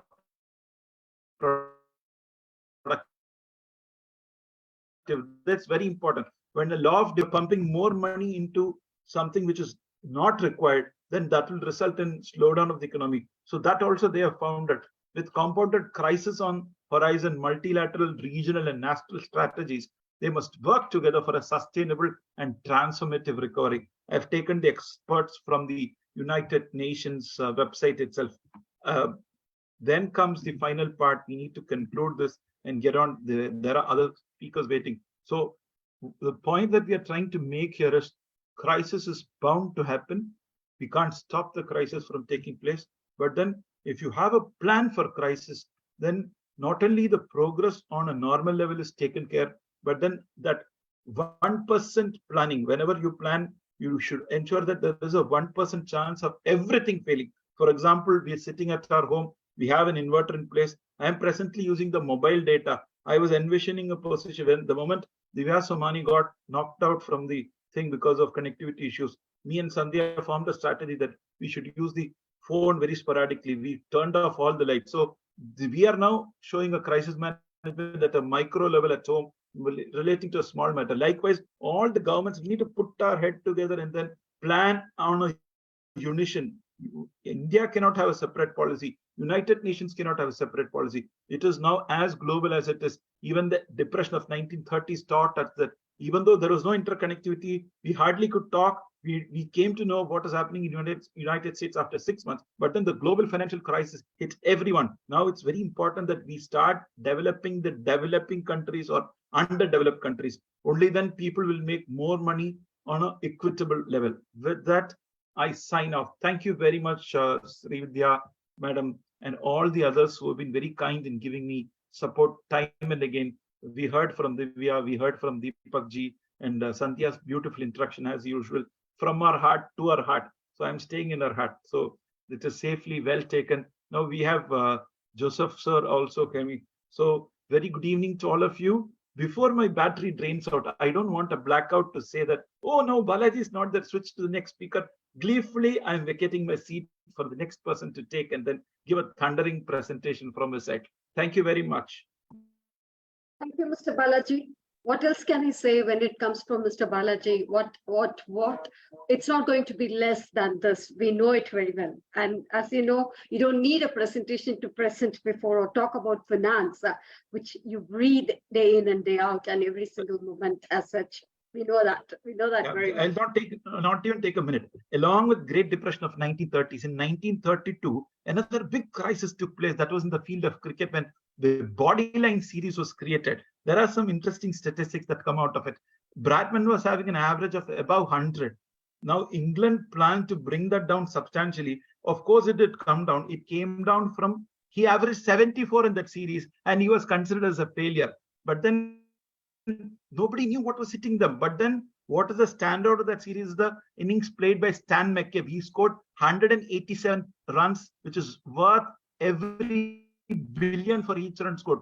Bradman was standing in the balcony and said that I cannot play an innings like that. Stan has shown that he can also attack Bodyline. So Bodyline changed the whole structure. So this crisis will again evolve to make us feel better. God has always his designs very well laid out. Only then our intelligence becomes sharper. Thank you. Very true, Mr. Balaji, with two great examples of one with the global scenario of Bradman's cricket scenario, the cricket league, and one with the home scenario of managing managing a power failure is totally a good example of risk management systems that we are highlighting over here on your topic of future of finance and the global economy, having with all the risk management systems. As we look towards the world in 2040, as Mr. Balaji was really mentioning, aiming to foresee the economy, the financial sector, and the society will take its place to discern the major factors that will shape the economy and the society by mid-century. And overall, as Mr. Balaji, taking Mr. Balaji again as an example, and other eminent speakers of today, and also the other scholars and policy makers who have joined, who have worked on this, largely agree to the 5 key global forces that will be pivotal in influencing the economy of the future. Hope everybody will agree with me. Hope Mr. Balaji too. First, the growth of digital technology. Second, the importance of sustainability, especially in the context of climatic change. Well, with the idea of metacognition, how to overcome the situation. Third is the role of changing demographics. So be the change that you wish to see. So it's not the change that we want to see in the society is what we learn from. You be the change and then start implementing, start influencing, start living the change, and then you take it forward to the society. The fourth is the complexity of the geopolitics. For anything and everything, we need to be aware of the environment. We need to know about the adaptation. So geopolitics is definitely coming into handy to manage any situation. Then only you'll be able to manage any situation. The fifth, last but not the least, the inevitability of the structural transformation. That's what is the whole thing that is going to design the financial culture. Thank you so much, Mr. Balaji. That was quite comprehensive, and the quintessence was towards this rationale. Thank you so much. Owing to Mr. Again, over to Ms. Sandhya Balaji to welcome the next speaker on board. Thank you. Yes, now that we talked about crisis, the one moment that we think about crisis is climate. And the climate change can be a significant crisis, and it can lead to different kind of adverse effects. And this is something which is foreseen by investors as a risk perception, especially when there are policies that promote sustainable practices and clean technologies. These will attract investments only if they are aligned with climate goals. So to speak more about that, we have with us Mr. Chirag Gupta, who is a chartered accountant and from RNG Auditors UAE. And he has worked in his early career with top business houses like ICICI, Kalpataru Limited, Q&A Accounting. And he has a beautiful career objective. So I can call him the honest accountant. So he wants to be the most trusted and respected professional who would provide the highest quality professional services in a timely, efficient, and innovative manner. Welcome, Mr. Chirag Gupta, and please take over the stage. Thank you. Thank you so much for the kind and wonderful introduction. I haven't heard this for a long time. So thank you so much. And thank you, Dr. Srividya, for inviting me as a speaker. It's an honor to be here in among all the panelists. With this, I start my presentation. I would like to share my screen. I have made a short presentation. I hope my screen is visible. Yeah. Yes. Okay, thank you for confirming. So if we, as you rightly mentioned that, as an investor, whenever there is any change, I would rather say change brings an opportunity, and change is what allows a new investor to invest in new and exciting areas, because there's also a proverb, that sorry to use Hindi language, that risk hai to ishq hai, so that is what all the change lies about. So with this, I would like to introduce my topic, which is climate change policies on capital flows and risk perception of investors, pointer number 5, G20 Presidency, India 2023. So if you see, as an introduction, climate change policy has become interestingly important in recent years as we all face global warming and we all know the impact on environment and society. Climate change policy have a significant impact not only on the people like us, but also on the investors, particularly with respect to the capital flows and risk perception. So today, we are going to talk about how different policies have impact and how we can try to overcome for both policymakers and investors alike. To begin with, first, if you see capital allocation shift. So whenever there's any climate change policy, they often prioritize transition to a low carbon economy. With this, the companies who are heavily reliant on fossil fuels and other emission activities may face decreased demand and increased regulatory scrutiny.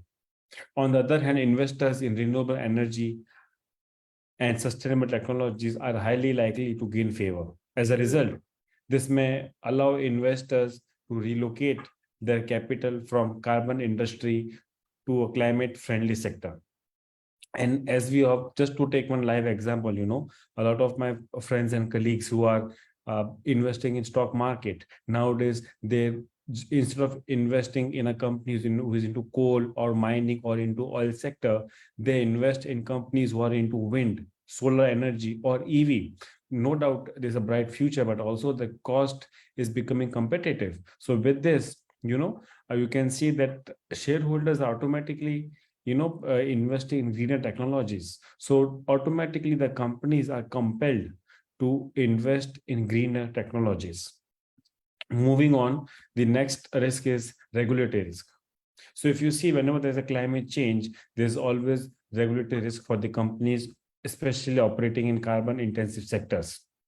Like say, when carbon mechanism, there are many mechanisms like carbon mechanism, stricter emission standards by bureaucrats to make sure that the environment is being protected. Like say, if there's any river flowing nearby, so government would like to make sure that there's no chemical discharge without proper treating it into the river.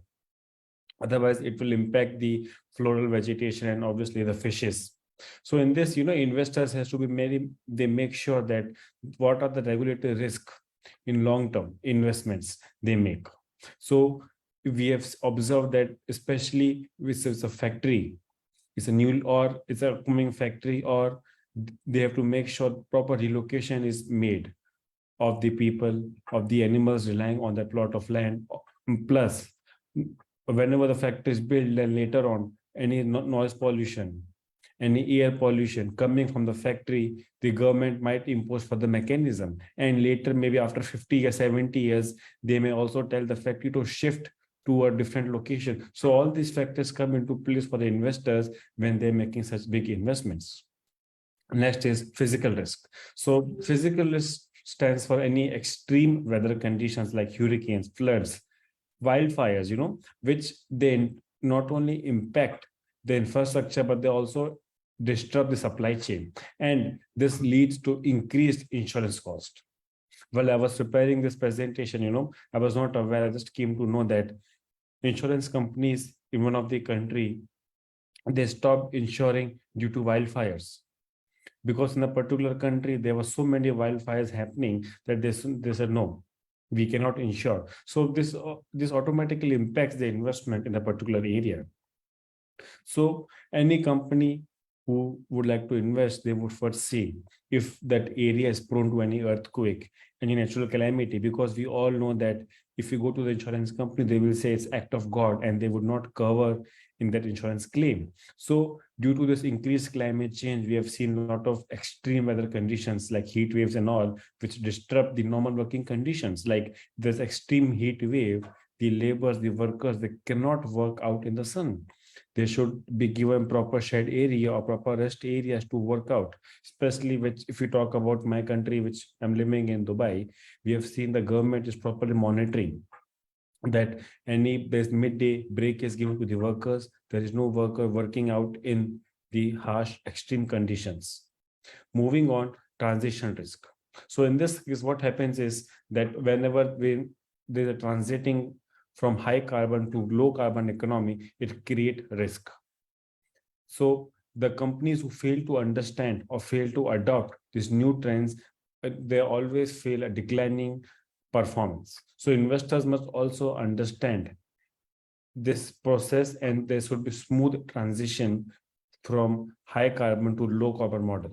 Like if we talk about EV in my earlier example, so we have seen as slowly all the car makers, you name any car, and all the car makers are moving to electronic vehicles. So they are slowly have adopted in self that no, this is the new future. They have to adopt it, or they will get destroyed. Similar case if you talk about all the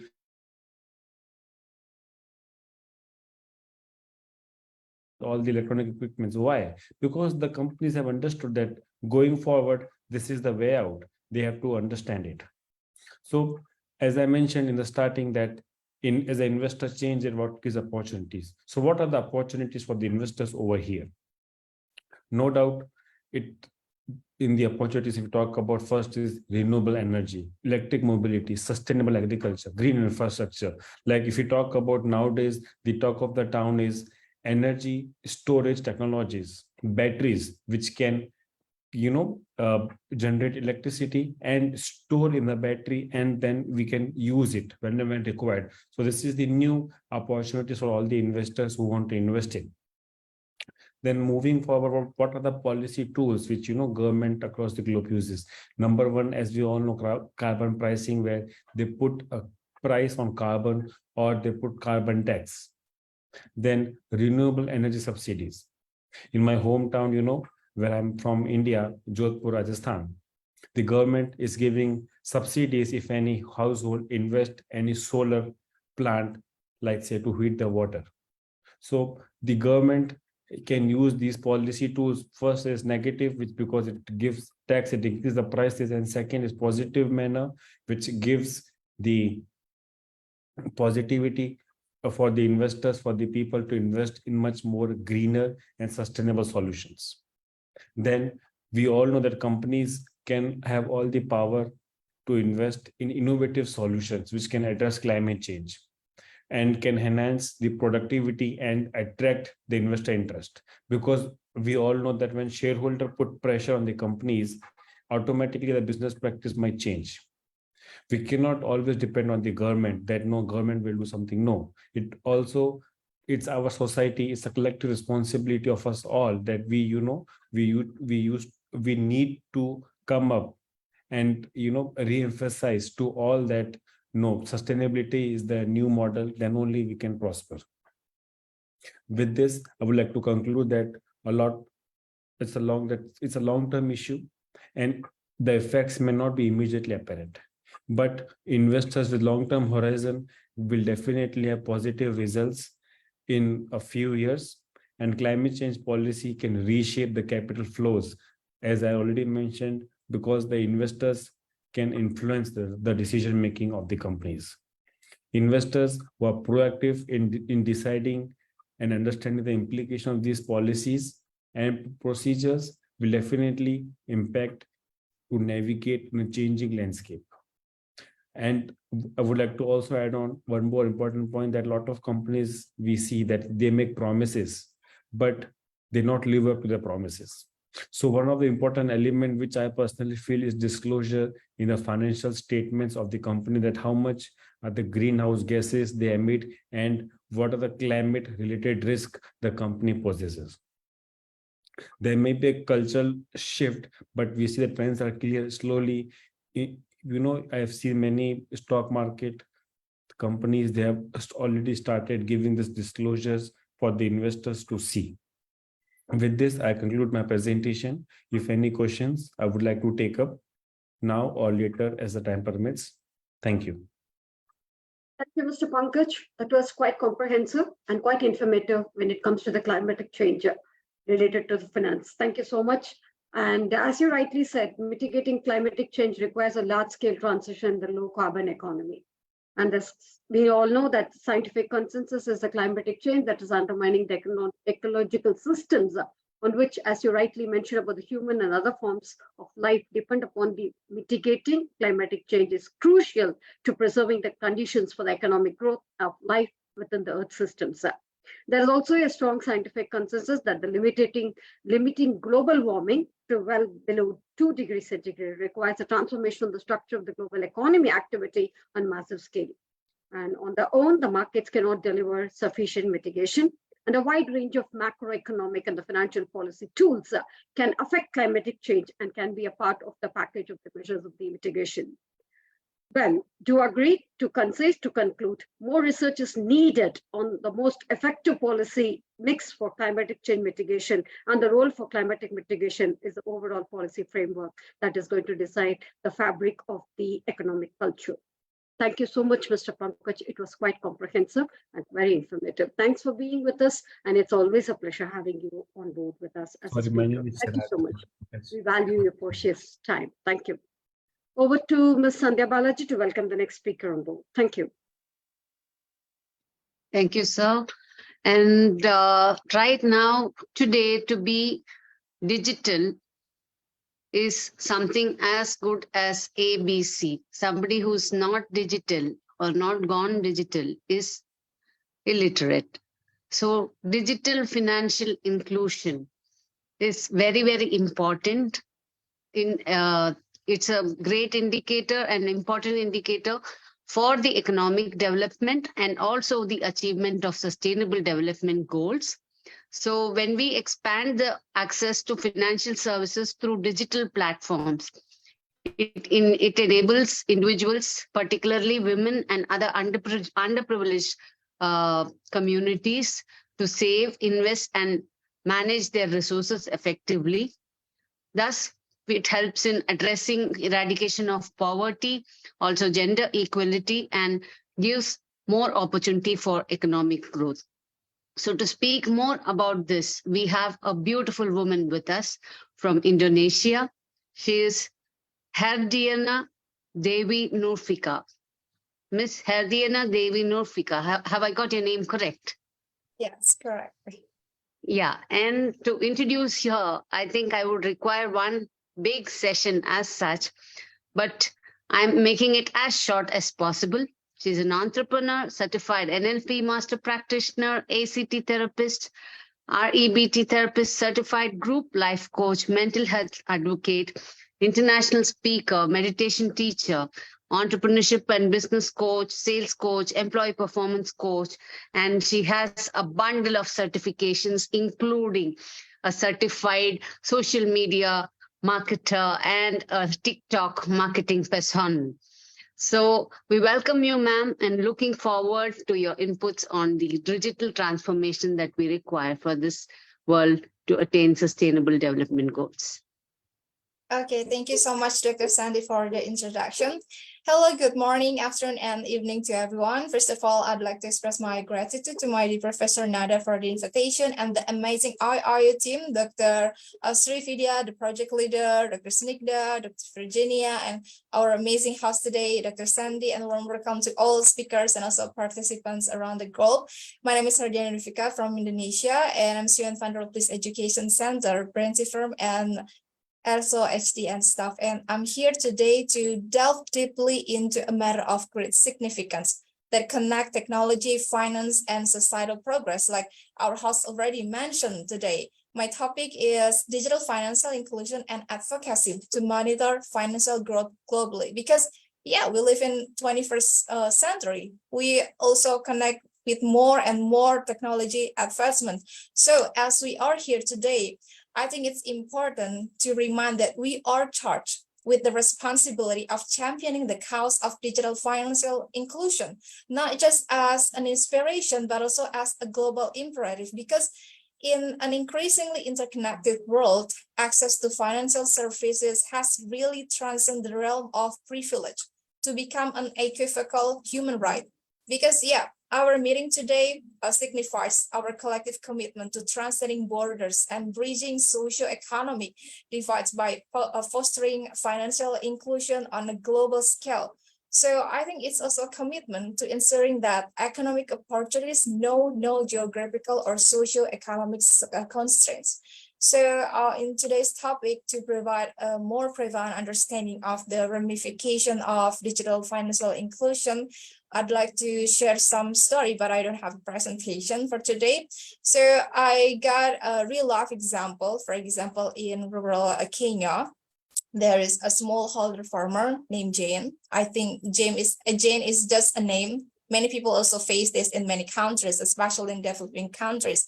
So Jane used to struggle to access credit and saving facilities due to her remote location and lack of traditional banking infrastructure. And however, with the advent of mobile money platforms that are available nowadays in Kenya and in many South African countries, now Jane can now receive payments for her produce directly on her phone, access a microloans to invest in her farm, and even securely save for her family's future. So this transformation has not only improved Jane's economic prospect, but has also created a ripple effect in her community, like contributing to poverty reduction and local economic growth. And the other digital example is in India.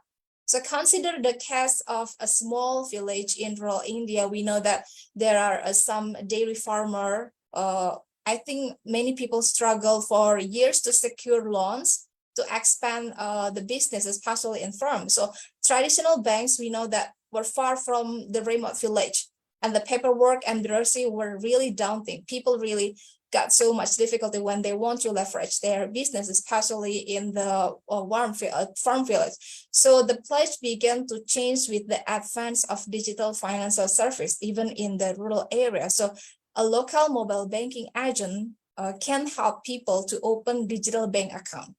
Okay, because if you live in a rural area, it's going to take so much time to go to the bank. So with the lack of infrastructure, it's really difficult. But with the digital bank account, with the new fund access, many people could apply for microloans with relative ease. And yeah, people can use this loan to invest in better cattle. So they can also improve feed and modernize the farming techniques, because yeah, they get help. So with the dairy business prosper, many people no longer at the mercy of unsupposed money lenders. So this transformation, I think, is not limited to people in India or in Kenya, but also reverberated through the community. And I think it's also spurring economic growth and empowering others to follow the path towards financial independence, especially this usually happen in developing countries, even in my own country too. And there's also example in Brazil, like a fintech empowered small businesses in Brazil. Like a group of small business owners face challenges in securing capital to expand their enterprise. And traditional banks were often reluctant to lend them due to their modest size and lack of extensive credit history. And however, the rise of financial technology or fintech platforms really offer these entrepreneurs a lifeline. So fintech companies utilize alternative data sources and advanced algorithms to assess credit worthiness more effectively. And as a result, this kind of small business owners can access affordable loans that enable them to purchase inventory, hire more employees, and even broaden their reach. So this only integrate local economies, but also foster a culture of entrepreneurship that fuel innovation and also job creation. So the stories that I have mentioned actually exemplify the tangible impact of digital financial inclusion, where access to basic financial service facilitated by technology can unleash the potential for economic growth, poverty alleviation, and also improve living standards, because people get help, they get more efficient in the work, and also get help much easier for their growth in life. And however, I think realizing the vision of global digital financial inclusion requires a concrete and also multi-pronged effort. So in today's session, I'd like to talk about 7 pillars to build a framework in order to build a digital financial inclusion. The first, what we need most is, of course, collaborative regulatory frameworks, because we must foster international cooperation to develop regulatory standards that promote financial innovation while safeguarding consumer rights, privacy, and financial stability. Because when we talk about modern technology, advancement, AI, and many things, we got so many cases with the fraud, like our previous speakers already mentioned. So a harmonious regulatory environment can really engender trust in digital financial service, like encouraging both usage and also investment. Not only bring more user, but yeah, we can attract the investor to take a part in this development. Next is infrastructure development. So when I talk about infrastructure, it's not about building new bank here and there in rural area, no. But investment in digital infrastructure are indispensable by expanding access to high-speed internet and mobile networks. So we can assure that even the most remote region are empowered to participate in the digital ecosystem, because yeah, it's not only about be able to go to the bank, but it's also about high-speed internet and also mobile networks, like the study or the example that I have mentioned with the digital mobile account. Of course, how could that person is able to do application for digital bank account if that person doesn't have enough good internet connection? Maybe there are so many facilities that we can use, many applications, many things, many platforms that we can use, but we cannot use or take advantage of it because we got no network. Okay. The third point is, of course, education and awareness, because financial literacy is the cornerstone of inclusive finance, and we must invest in educational initiatives that equip individuals with the knowledge and skill to navigate digital financial tools securely and effectively. Securely and effectively supposed to be a highlight, because when we talk about digital inclusion and many other things related to the technology, we have to make sure that our people or our user privacy is going to be safe.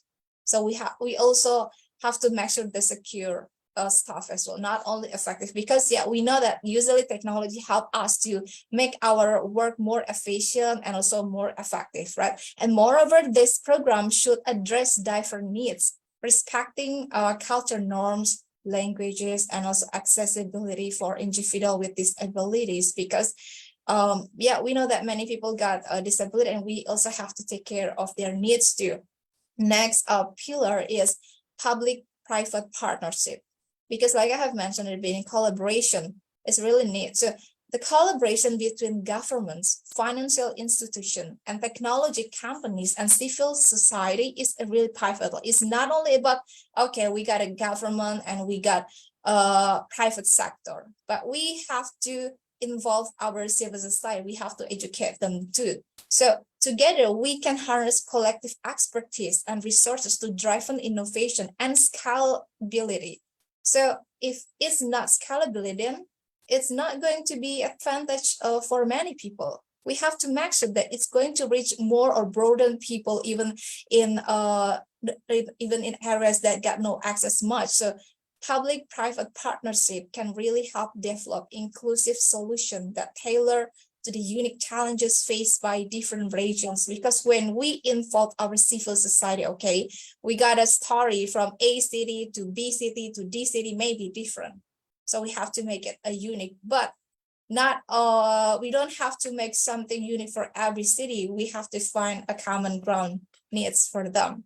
Next is data-driven monitoring, because yeah, our topic for today is also include monitoring. So we should leverage data analytics and artificial intelligence. We know that AI have been used for many sectors. We can also include this to monitor the progress of financial inclusion. So by collecting and analyzing the data, we can identify the gaps and target intervention where they are needed most, because with the help of AI, with the help of the algorithm that we are going to take, we can track, or we can identify even from our user behavior.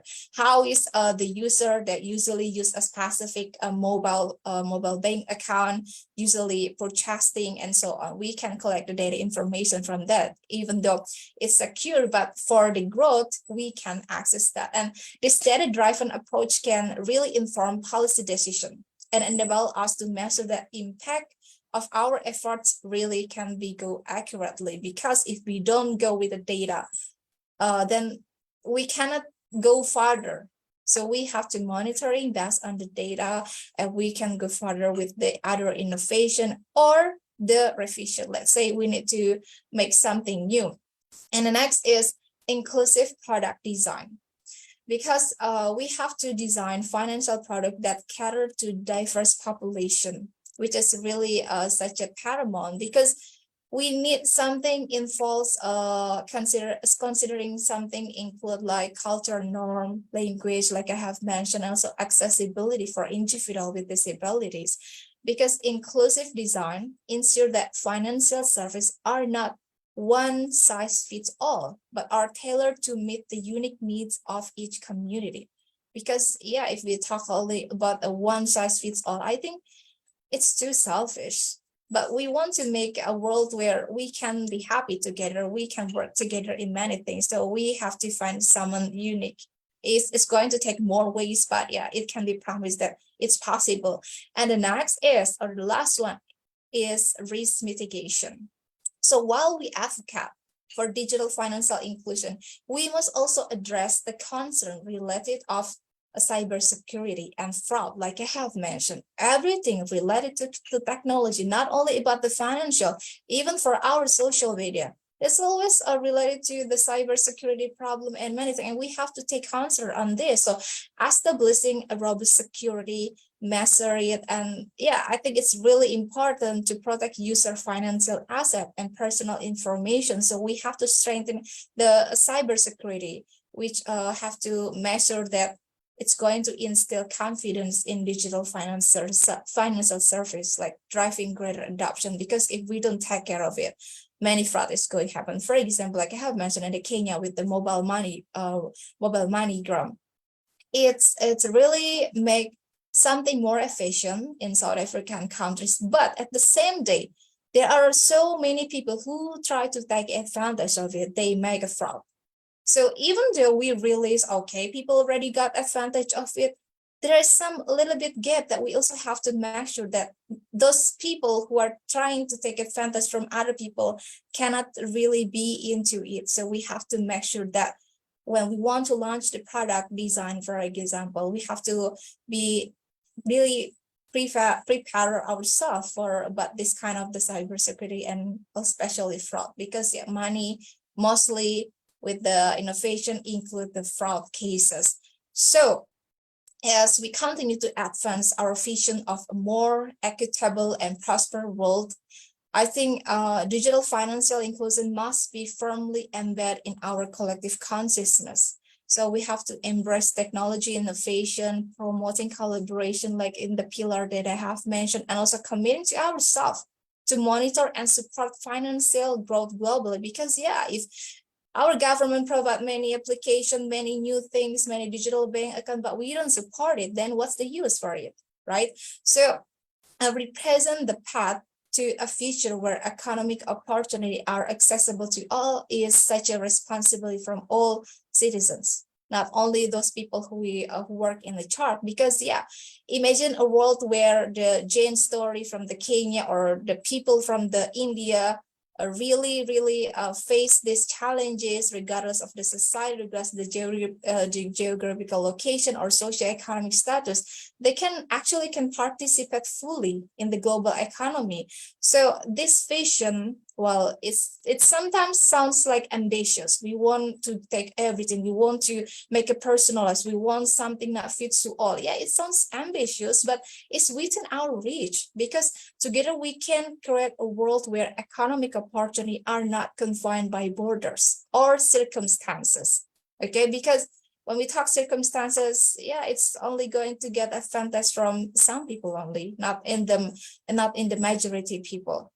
Okay, so I think, yeah, the opportunity is really supposed to be reached from the broader places, the broader audience or the broader user, because digital financial inclusion becomes the hallmark of an inclusive and progressive society. So to complete my speech today, I think, yeah, let's us unite our commitment to this mission, leveraging our collective influence to ensure that no one is left behind in the journey toward digitally inclusive and financial landscape. Because I think this transformational power of digital financial inclusion is not a merely promise, it's a shared responsibility. We have to do collaboration. It's not only about the government and in the tech industry, but we all are here together to uplift entire communities, nation, and ultimately our world too. So I think just it from my side. Thank you so much for listening. I'm giving back to our host, Dr. Sandy. Thank you so much. Ms. Hardiana, that was a wonderful presentation. I should definitely say that to you, starting from start to stop and including from Indonesia to India, Kenya to India, and you have covered it all in the sense, like in a more comprehensive way. Well, we got the chance, and whatever our takeover is going to be that from you, through you, is that digital financial inclusion involves deployment of the cost-saving digital means to reach currently the financial excluded and the underserved population. Thanks for mentioning it, because these are the people who needs forum like this, who needs voices like this, and a voice are being heard through you as your presentation, as your representation on this forum. Definitely with a range of the formal financial services suited to the needs that are responsible responsibly delivered at a cost affordable to customers. Definitely, we'll take all these things in mind. Definitely, having thinking about it was very thoughtful. It was quite thoughtful to think about all these things. And to sum it up, well, we do agree with you on the fact that the introduction of the non-financial firms deploying the new technologies, new contractual relationship between the financial institutions and the third parties, including the use of new agent networks and other outsourcing arrangements, different regulatory treatment of deposit-like products compared to deposits, unknown as yet unpredictable costs to inexperienced vulnerable consumers, and to the use of new kind of data that is very, very important to introducing to the more privacy and the data security issues. You have covered it, everything from start to stop, as I told you. Hats off, really. It was quite comprehensive, and it is always a pleasure to have you amidst us, because you keep us on our toes to hear you from ear to ear, head to toe. Thank you so much, Ms. Diana. That was wonderful. Thank you so much. May I request Madam Sandhya Balaji to invite the next speaker? Thank you. Yes, it was an interesting session, Ms. Hadiana. And I would just like to add one point that I really liked, is that not one size fits all. That is the true essence. And I'm sure going forward, all these developments will lead to each to his own, and everything is customized. And yes, going ahead, we would like to invite our next speaker, who will be speaking on promoting greater integration across financial markets and small and medium-sized enterprises. Now, these small and medium-sized enterprises are the catalysts in any economy that drive the economic growth in speeds manifold that we expect, or rather more than the expected level, and address various SDGs, especially to give decent work opportunity and give opportunities for innovation, and also ensure sustainable and responsible consumption and production patterns. So to speak about that, we have with us Professor Dr. Jose Luis Esteves, who is an edupreneur, mentor, CEO of Exponentialis platform, and an accomplished senior executive with diverse experience. He's a manager of corporate and educational strategy and public administration as well, and third sector and agent of Inovativa Brazil 2021. He has a strong academic background and international exposure, and he has spearheaded projects in marketing, human development, finance, and more. And he's also a strong sustainer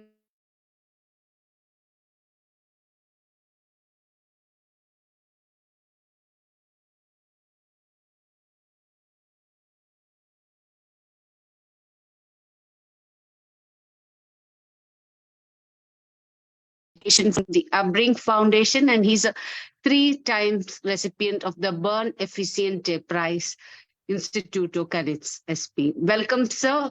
It's a pleasure to have you here, and we look forward to your inputs. Well, thank you very much. It's really an honor to be here again for the second time. Hopefully, we will have a chance to meet again ahead in the coming future, because I do believe that we are creating here a very sound background to agenda to action initiatives related to an assorted and a variety ranges of impactful subjects and matters. In the last Sunday, we have been talking about the One Health. Today, we are talking about all these impacts that drive the economy in global perspective, especially with the slight highlights in certain subjects. I thank you very much for my antecessor here with this, brilliant speech, and I highlight also of the digital fintech initiatives on Chile and even Brazil. Among of those, if we're trying to develop some initiatives to broaden the democratic access to banking with the digital economy put in place. So it is very nice to hear about that, because I will make a slide also highlight of this concerning fintech approach here in Brazil. Dr. Herbert also contributed a lot with the perspectives, and I believe that we have to put here in the middle of the scene, of the global scene, the question of bringing financial markets is more binded with the sustainability approach everywhere in the globe, especially in these years of post-pandemic, or at least in these post-pandemic years, where we will still have to look forward to see what from these impacts that we have globally. Of course, that I can speak a little bit more about Brazil, because I do live here and work here in Brazil, and you will be able to speak about your all national environments. But I have had the opportunity to highlight this by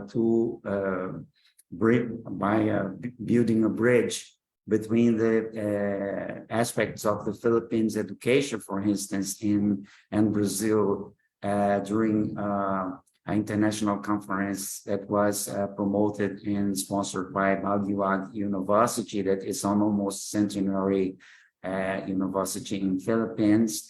And so I would like to thank you very much for this opportunity of joining with you today and this Sunday.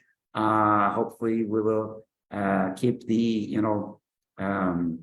these discussions in the higher level and try to make this a very live experience to bring our international connection, and as a key contributor to policy development and everywhere in our countries. Thank you very much. I will also I put here some informations in our chat room. Of course, you can contact me, and you are all invited to join my professional network at LinkedIn, where I do believe I have a humble voice that is increasing during this past, especially for 5 years. And I am also make a very small, try to be comprehensive, directed approach to this subject that we will be discussing today from my perspective. And you can find it on a G Drive to download. And I put also a link here in our chat. So thank you very much. Thank you for those that are attending and listening and seeing us from other platforms too. And I will now ask your permission to share my screen in order to make this very humble presentation to you. I will put in a presentation mode, and hopefully we will have some a more concise, because we can have a whole day, probably a week, experiencing the opportunity to talk with this great subject that is global financial architecture, especially with the concerns and impacts of what's going on if we take into the consideration the past 2 and 3 years that we have all experienced global pandemic of COVID-19. And of course, COVID-19 changed everything that we know about consumer and society sustainability, because we are now trying to develop even some new drivers to approach things that we have been pretty sure of how to approach before this pandemic start in the year 2020, in the beginning of the year 2020, in a city called Wuhan in China, and from there it spread out through to the world. So we have really to promote a greater integration among financial markets and small and medium enterprises around the globe. And I will enjoy to refer ourselves, because when we talk about a small and medium enterprise and businesses here in Brazil, we are talking only about over 90% of the total of the enterprises that we have in place. This is something that I will bring, of course, to this presentation too. After this second thanks for the invitation. So here we are. I will not talk about myself because I was really duly introduced here for those people that do have the interest, and you will have an opportunity by joining me to my professional networks, or we will probably have, as I have already started, some connections from the past event that I have attended here. And so we will be able to discuss further, different perspectives and approaches to what we are trying to do here, bringing some knowledge to put this knowledge together on behalf of the society, on behalf of the world, on behalf of the a more sustainable future. It is true, I have an experience with a lot of organizations, so I always bring here, like a large umbrella, some of them that are really more umbilically connected at this moment. And I would like to detach one that is Global Sustainable Future Network through partnership that I was, I humbly accepted a very, difficult task, and yet marvelous task, that is to be like a chair of the SCG4, that is, a very intense experience for me, because I have been experienced to be in the academic sector and being a professor or lecturer for the past 30 years in my life in higher education mostly. And so it is both an honor and a challenge to be accomplished for this task that was assigned to be the one of the global chairs.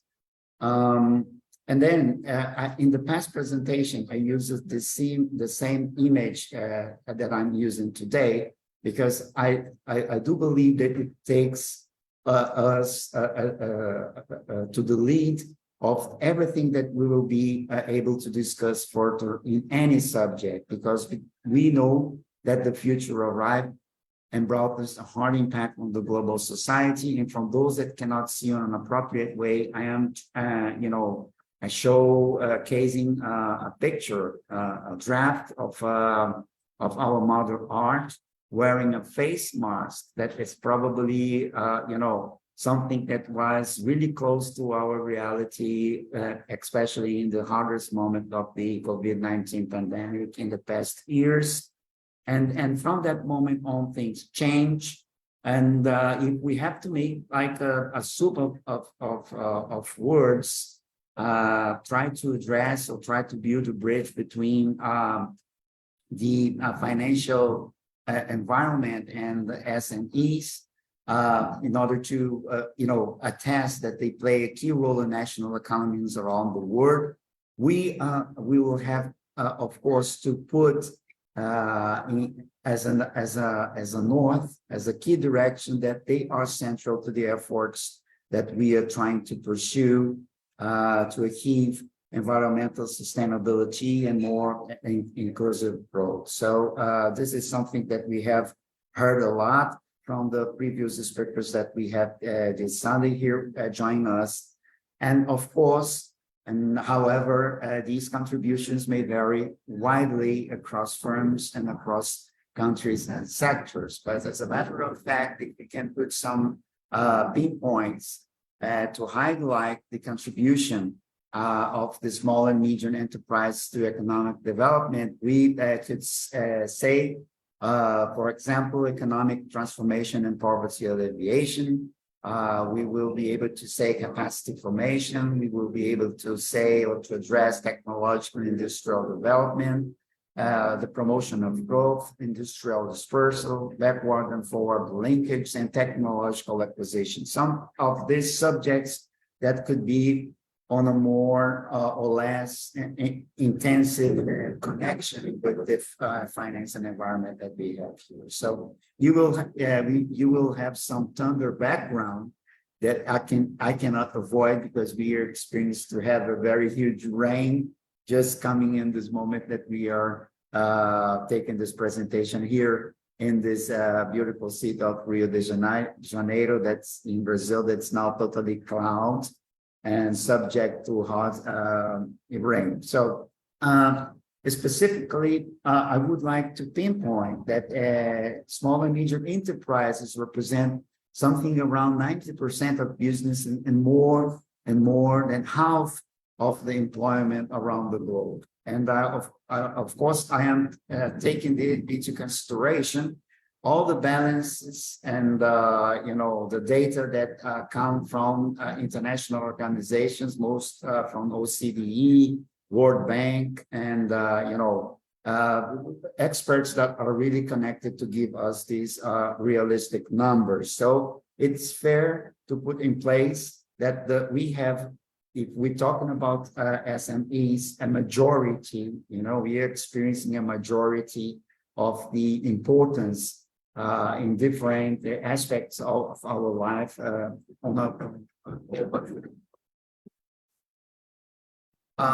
and so if we take into consideration for small and medium enterprises, they contribute up to 40% of national income in emerging economies. And I would like to quote that Brazil is still considered an emerging economy, despite of the fact that we are occupying one of the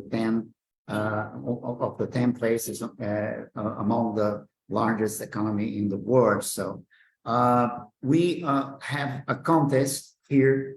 If we have to draft the small and medium enterprise in Brazil,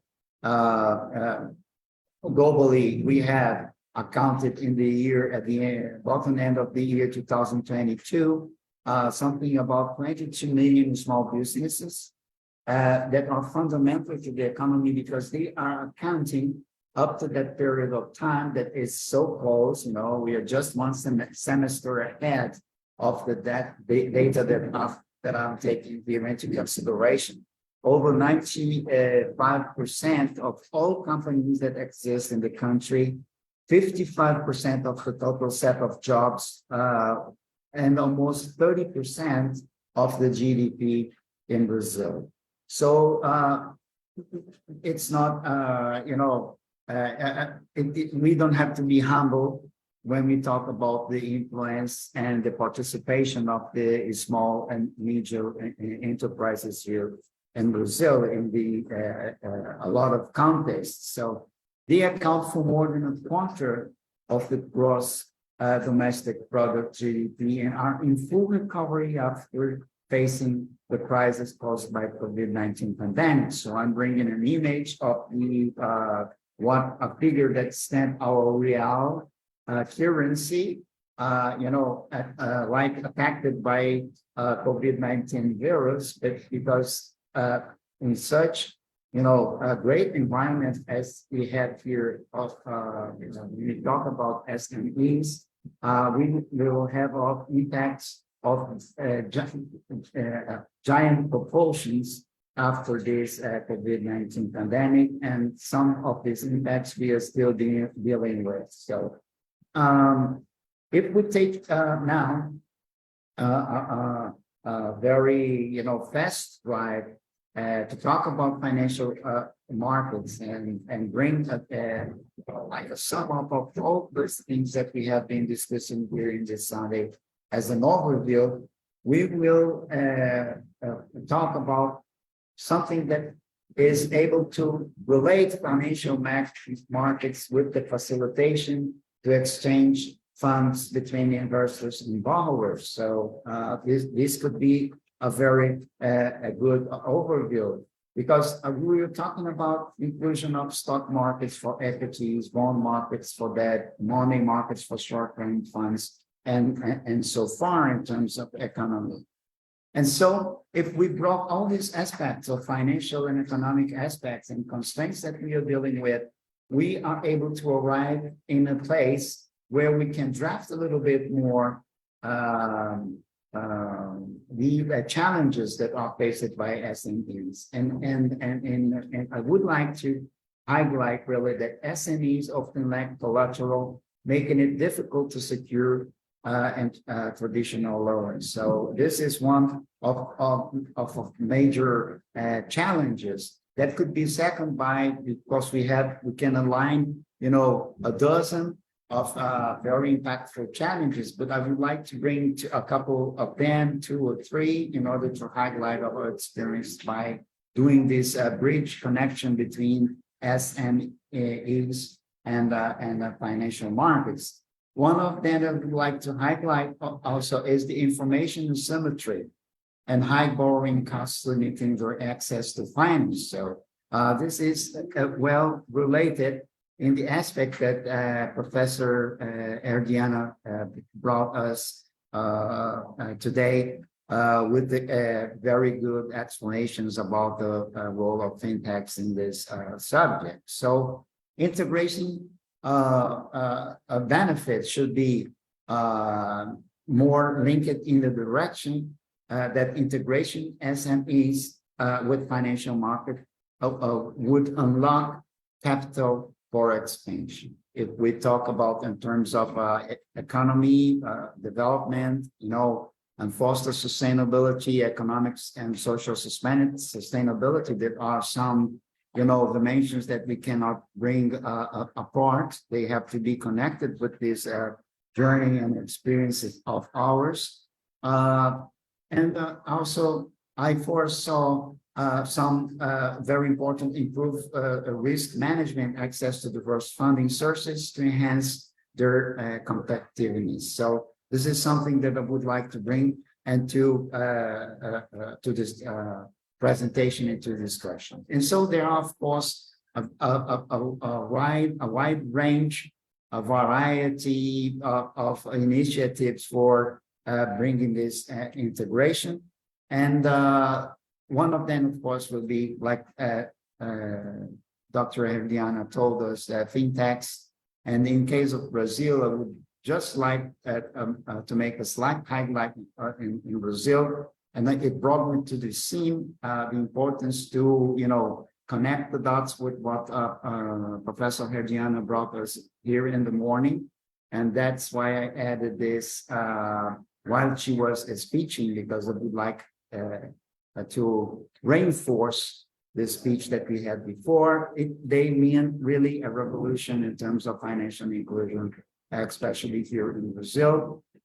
And Brazilian fintechs are really transforming financial sector because they are providing more democratic and differentiated services and products than traditional banks used to. So this is one of the questions. Of course, this is so significant to address the subject of the need to have this boost and to secure this kind of proposition, that we could stop at this moment. But I would like to go further and say that financial startups apply technology to include people, so that they can carry out financial operations even without an account in traditional banks. So this is why we have the live example of one of the largest fintechs that we have around the globe, and today probably is one of the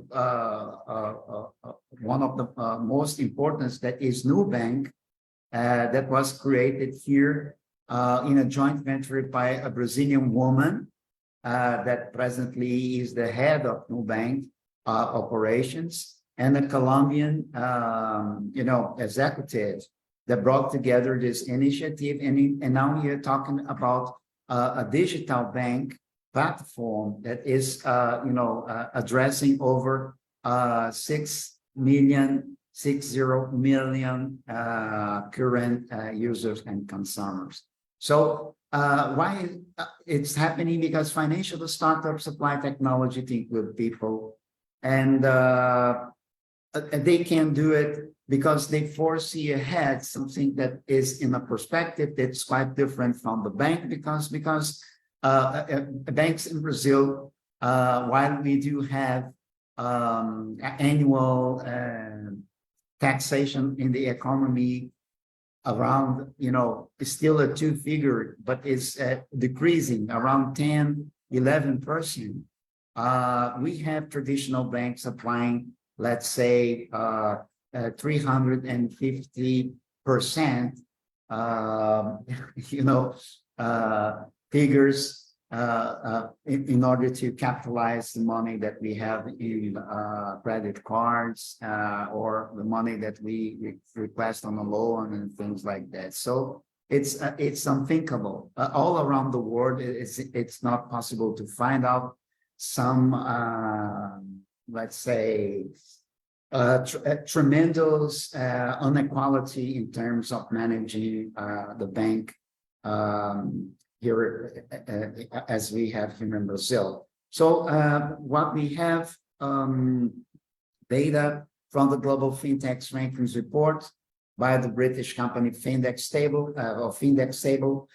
point out that Brazil prominence in the global fintech ecosystems, the financial services startup. The country ranks 14 in the global ranking according report that was made in the beginning of this 2023 year.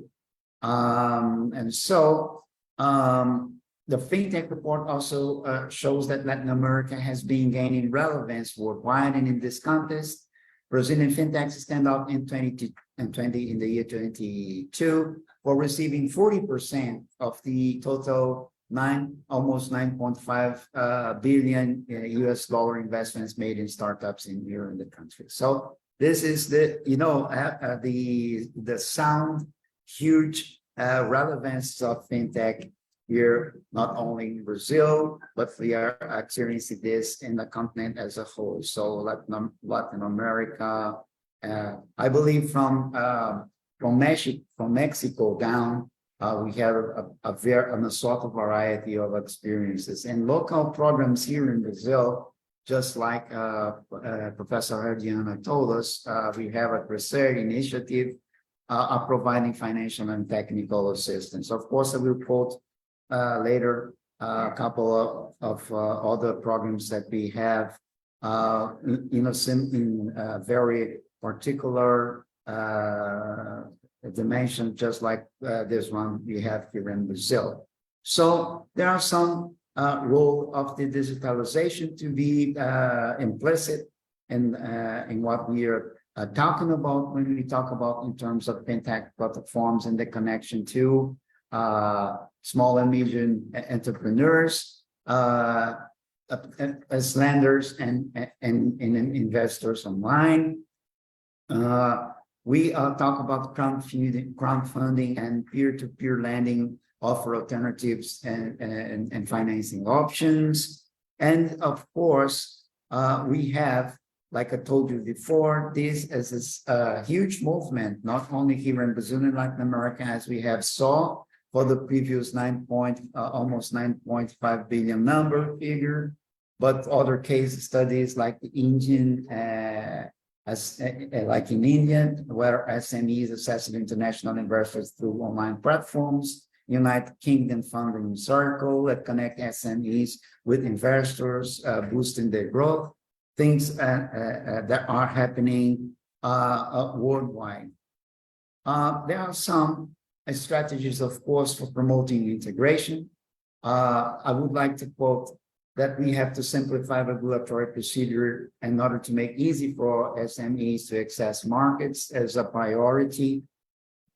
I would like also to quote, and I would like also to reinforce the need to strengthen credit information systems to help lenders assess SMEs with more, more easy mood or easygoing way.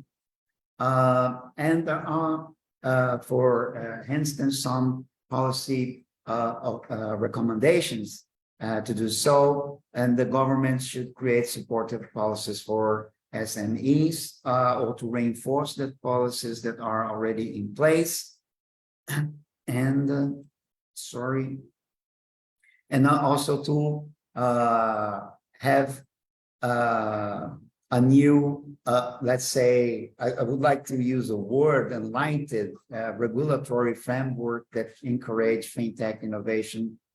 At the same time, they safeguard investor interests. So this is something that is possible to do. I would like to say that we are SeedStar, that is an international organization of mentors, put in place a challenge, a hackathon that is driven to exactly to build a possibility of, creating a more friendly environment for SMEs. And we have, as exponentialis here, applied an idea. And let's see further what happens, especially because we are talking about dealing with the boosting of this fintech to sustainability environment in 4 different countries here in Latin America. And hopefully we will get some very good ideas to the table and act with these ideas from the agenda again to the action. So I'm coming to a conclusion, a very brief conclusion, that integrating SMEs with financial markets is pivotal for our economic development, especially in terms of sustainability, because we cannot say economic development without the sustainability word any longer, especially in the post-pandemic times that we are facing it.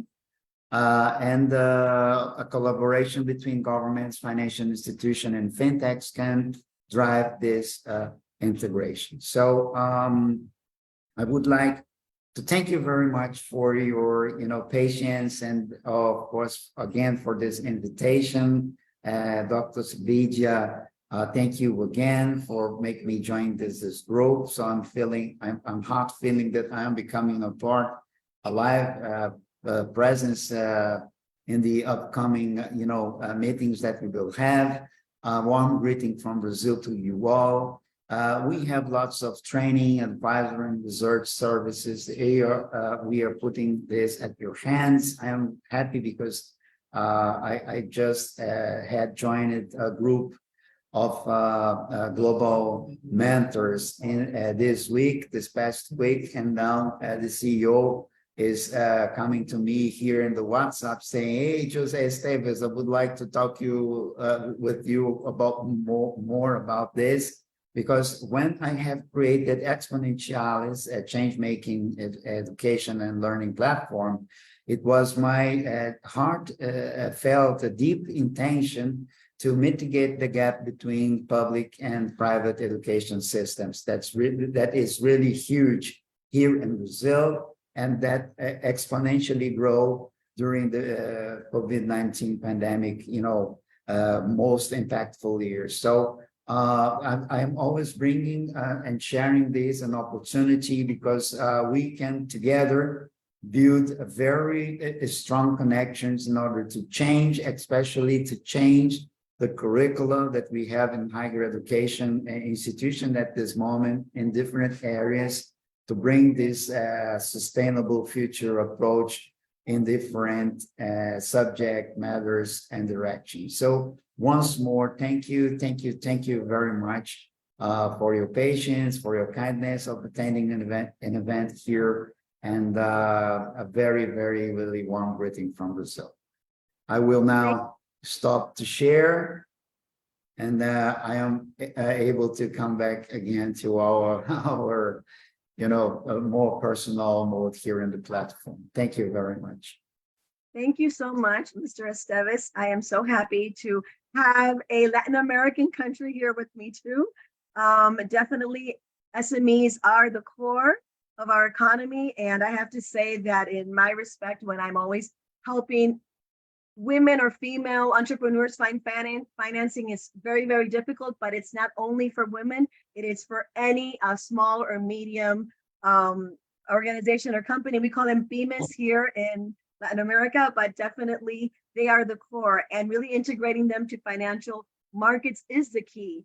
I think that alternative financing is definitely going to continue growing, and fintech companies will continue to throw us that safety net, but we need everybody's cooperation, including the government, the private sector. So definitely, thank you so much for bringing that important information to us. Thank you. Thank you, Dr. Virginia, and thank you, Professor Joe Davis. It was a brilliant presentation. It had taken us through the journey of exactly what is SME, how did it even start, and what are the problems that are being faced, the challenges that are being faced. And in resolving those challenges, what we need to be so proactive and pragmatic in resolving those challenges, keeping in consideration, taking into account of everybody who is involved in this. And moreover, as you rightly said, to go up to the smallest company is going to stabilize the global economy. Right. Thank you so much. Well, we have really come to the end of the session. And before we sum up, I think we missed out one of the speaker who lost his connection. Because of that, he couldn't complete his presentation. That was on strengthening financial systems in developing countries, the case for incentives based on financial sector reforms. And we have here Dr. Herbert Mandela Matova, who is the chairman and founder of the AN Africa Entrepreneurs Network, an organization in Africa for in more than 21 countries. Who is the director General of Africa for GCPIT, who is responsible for sustainable media and publishing. He said that he volunteered himself so gracefully, saying that, let me just put up something because I can handle this pointer. We can complete it because we don't want to leave it incomplete. Thank you so much for being so thoughtful about it, and thanks for all the interest. Thanks for being in your involvement and your participation, coming forward to just pitch into that situation. Thank you so much. That was too great of you, Dr. Herbert. It's always a pleasure to have you here. Dr. Srividya, after Dr. Herbert, Dr. Moba also rejoined. Now he has a connection. So after Dr. Herbert, he will continue his presentation. Well noted. Sure. Thank you. So Dr. Herbert knows that he's going to keep it short and sweet. Thank you. Yep. Can I come through? Yes, please. Thank you. Good evening or good afternoon, everybody. Thank you for this important platform, and to Prof. Jose, thank you so very much. I had reached out to you in the chat. I only realized when I was going through my phone that I have your contacts. I was wondering because I had reached out to ask for your contacts. As Dr. Sukuma said, I am founder and chairperson of Africa Entrepreneurs Network. I mean, listening to Professor Jose, it was very interesting because and with the topic that we have today around financial inclusion, I listened to the speakers that came about. I'm of the opinion that I think a whole lot of, like what Prof. Jose went on to speak about, SMEs or medium small enterprises are contributing much to the GDP, Africa and the world. And in my experience in working with them, there's a huge need for financial literacy, accessing resources, collaborations and partnerships. Listening to speakers at this platform, I think I heard Professor Ediana said, it looks like an incredible task, but I believe it's achievable. I did put up something which I'm still going to put it up properly and send it into a PowerPoint through Dr. Sukuma. She will definitely be able to share with everybody. When she reached out to me, I was behind the scenes. I said, let me just go through. I'm tasked in a few minutes to summarize strengthening financial system and capital frameworks. Forgive me because this is in a write-up. I'll put it in a PowerPoint. I probably will not be able to come and share on the big screen, but I can just run through the points that are developed in PowerPoint and share that everybody can have them. If we look at the topic itself, global financial architecture and international growth, I mean, around finances, it's an incredible topic, which I believe, as Prof. Jose was talking about, SMEs, globally. I think in Africa, I can probably say the governments have not really acknowledged the contributions that SMEs play. And the civil servants of the government does not really employ a lot of people than the SMEs do. Why would we need strengthening financial systems and capital frameworks? For many reasons. Number one, it will help us strengthen financial systems and capital frameworks. Strengthening financial systems and also capital frameworks is very essential for promoting stability, resilience, confidence in the financial sector. The processes definitely would involve implementing a lot of policies, regulations, and practices that enhance the overall health and functioning of financial institutions, plus the broader financial market. I'm going to run through just some of the pointers which I have developed. I was developing into PowerPoint, which we will also be able to receive. Number one, there is need for a capital adequacy requirements. Either from those in the financial sectors, those who are doing business, financial institutions, especially banks, are required to maintain a certain level of capital as a buffer against potential losses. The risk management practices around strengthening financial institutions also need to have robust risk management practices in place. These would include identifying, measuring, and managing various types of risks, such as credit risk, market risk, and liquidity and operational risks. You will find in Africa, I've seen people with brilliant visions to start a business, but without access and financial literacy and access of the resources, you don't have sustainable businesses, because most of them collapse because the access of resources financially or the literacy understanding of finances is not there. But the business, if you would have looked at, be it in agriculture, be it in mining, be it in training and development, be it in innovation, they literally collapse, not because it is not able to be sustained, but there is no capacity to do that. One of the things that we need to do as we strengthen is to have a regulatory oversight. Strong regulatory oversight is crucial for maintaining the stability of financial systems. Regulatory agencies set rules and guidelines for financial institutions to follow, ensuring that they operate in a safe and sound manner. We'll also go to one of the two last points that I put up, but they are developed in different components, PowerPoint, which I will share with Dr. Sukuma tonight, and then she can share with everybody. We also have macro-prudential policies that are important to be developed. These policies focus on the stability of the entire financial system rather than the individual institutions. They involve measures such as monitoring systematic risks, settling limits onto value ratios, and implementing stress tests to assess how the financial system would cope under adverse conditions. And COVID really affected a whole lot of SMEs, not just in Africa, globally. And without a whole lot of understanding in terms of financial literacy projections and access of resources or partnerships and collaborations. That's why this topic is very important to me, looking at the SMEs and how they can continue to grow and to be sustainable in the many years that are coming. There's also need for have resolution of frameworks as a way of strengthening.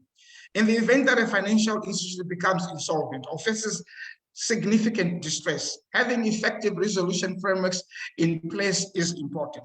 These frameworks outline the procedures for winding down and recapitalizing failing institutes in orderly manner, minimizing the impact on the broader financial system. I know a lot of companies in South Africa, an industrial hub for Africa in Egypt, and a whole lot of in Ghana, in Nigeria, that literally collapsed during the COVID. And many a times it has left many on the jobs on the streets. There's also need, as a way of strengthening, transparency and disclosure. Transparency in financial reporting and disclosure of relevant information to investors and stakeholders. These things we are encouraging the entrepreneurs, the SMEs that we are working with. It's important when you are going to work with investors. They need that transparency. They need to know how you've been managing your finances in the past years, even accessing the resources. to get to a financial institute. You need to have been able to bring up transparent financial reports and disclosure of relevant information. Stakeholders are crucial for maintaining trust in the financial system. Clear and accurate information allows market participants to make informed decisions. And lastly, but not least, there's also need as a way of strengthening cross-border coordination. Financial systems are often interconnected globally.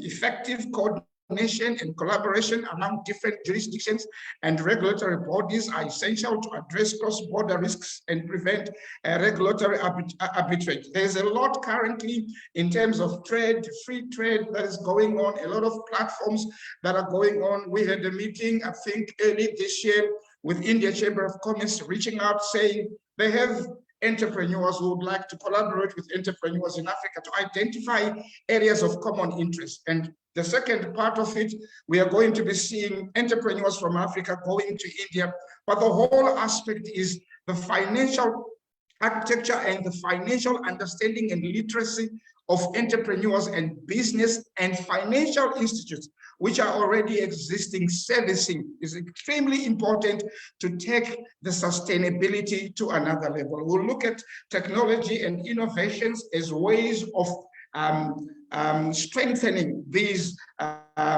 financial institutes and financial understanding and clarity for those in business. Like what Professor Jose says, there's need for education and training around these. Professionals working in the financial industry need to be well trained and knowledgeable about the complexities of financial systems and regulations. Ongoing education and training programs can help ensure well-informed workforce. This is just what I've written in brief, but I was in the process when I was told by Dr. Sukuma in the process of making it our PowerPoint with some graphs and whatever.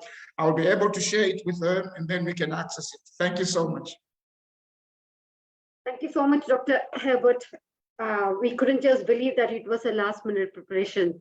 It was so comprehensive, really. It has summed up all the points which are required, talking about the strengthening the systems that are required. That's the most indispensable part of it. That's what is we are going to talk about, and we have talked about through and through. As you rightly said, it is an international cooperative effort that has been focused on reducing the financial fragility and systematic risks in global financial markets.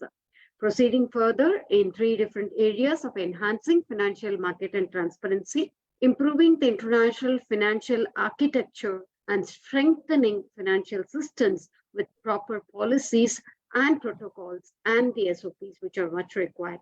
So strengthening this financial systems means cooperating to promote principles and sound practices for financial stability through the development of the well-functioning systems and the market. So thank you so much. Beautifully setting up rules and articulating standards and approving legislation, creating new institutions, setting up new standards. You have covered them all. Thank you so much, Dr. Herbert. Thank you. It was amazing. Thank you. So we have got Dr. Frolian Mobo, who has joined us again to complete his presentation. And we really appreciate your interest and your enthusiasm of joining you back with due respect. And we welcome you on board once again to present it further. Thank you. Thank you, Doctor. Please go ahead. Yes, thank you. Thank you for the wonderful introduction. So again, let me continue my discussion about analysis of policy in the making. Of course, nowadays, for example, in our institutions in Philippine Merchant Marine Academy, just for the purpose of doing a sustainable developmental projects, what we are doing is, especially in my department in research and extension, we are creating policies and guidelines which is really aligned to the mandate of the institution. Of course, also it is also connected with the mandate of the department, because what we are doing is we are creating policies and guidelines which is really aligned to the community extensions that is pursuing, of course, the sustainable development goal, which will be possible help our community in terms of economic problems that they have been encountered. So those are the possible recommendations that we can do, of course, in order to sustain well-developed communities, just like what we are doing this coming September, where we come up with a plan proposals, part of analysis that we'll be doing this yearly, annually, a project wherein it can anchor to the sustainable development goal, just like what, for example, we are going to focus on the environmental concern. So what we are doing with some of my projects in the community extension is, of course, we are doing the advocacy of planting trees, for example, mangrove, just that is to protect flood from nearby barangays or sitios, which is near the coastal area of San Narciso, Samba. So part of it, that is one way on how to sustain, of course, in terms of protect them from against flood and other factors. So those are the things that we are doing in my department in PMMA. We are creating policy, we analyze it, and then later we recommend based on the of course the needed requirement of the community, and that will be part of the impact assessment that can be that can formulate a policy making in the near future. So I think that would be all on my part. By doing policy analysis, it really helps us to think and come with a plan or a proposal for a purpose of recommending it, if it's possible to localize it or to share it in the global community. So that would be all on my part. So once again, thank you for inviting me. And again, in the Philippines, mabuhay and good evening and good morning.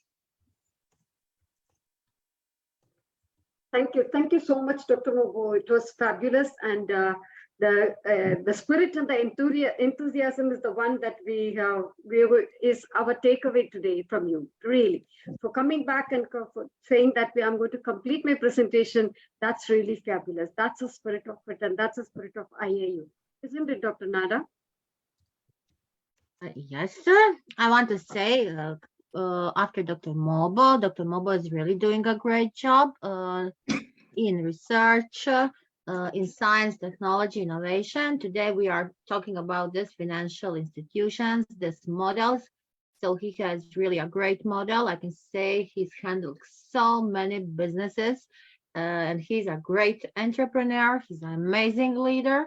He has a very famous journal, now starting with a new journal, leading so many institutes, research institutes. So Dr. Mobo is really doing a great work, and you cannot do that if you don't have a financial knowledge. So today we really covered great this topic. I hope that our audience is really satisfied with this, because talking about building this financial architecture is really important, especially me, I'm coming from this field. This is my specialization. Today I was listening others talking about this. So I don't want to talk a lot. I want to say that we had today a really successful, fabulous, another G20 summit. We are thankful to all our esteemed guests. We are thankful to Dr. Srividya Sukumar, our project director, for doing this great work. We are proud on Dr. Sandhi because she is leading this project from India. We, Dr. Virginia and me from IIU, I'm proud on us too, because we are here from the starting. Dr. Herdiana makes a story, an amazing story. I'm sure that that story will be listened and so many times. Our great Jose Esteves comes again with us from Brazil. Thank you, respected Jose. It is really an honor to have you again today talking about this important topic. Dr. Herbert comes again after issues. So what to say? We don't have problems. We are just amazing. We are just amazing. As we started from our first day, from our first G20, talking about different topics. We still have 4 G20, so 4 Sundays. Please, their audience, be with us for the next 4 Sundays when we will cover many more topics. So that is the main reason what we are doing this. We want to spread this all over the world.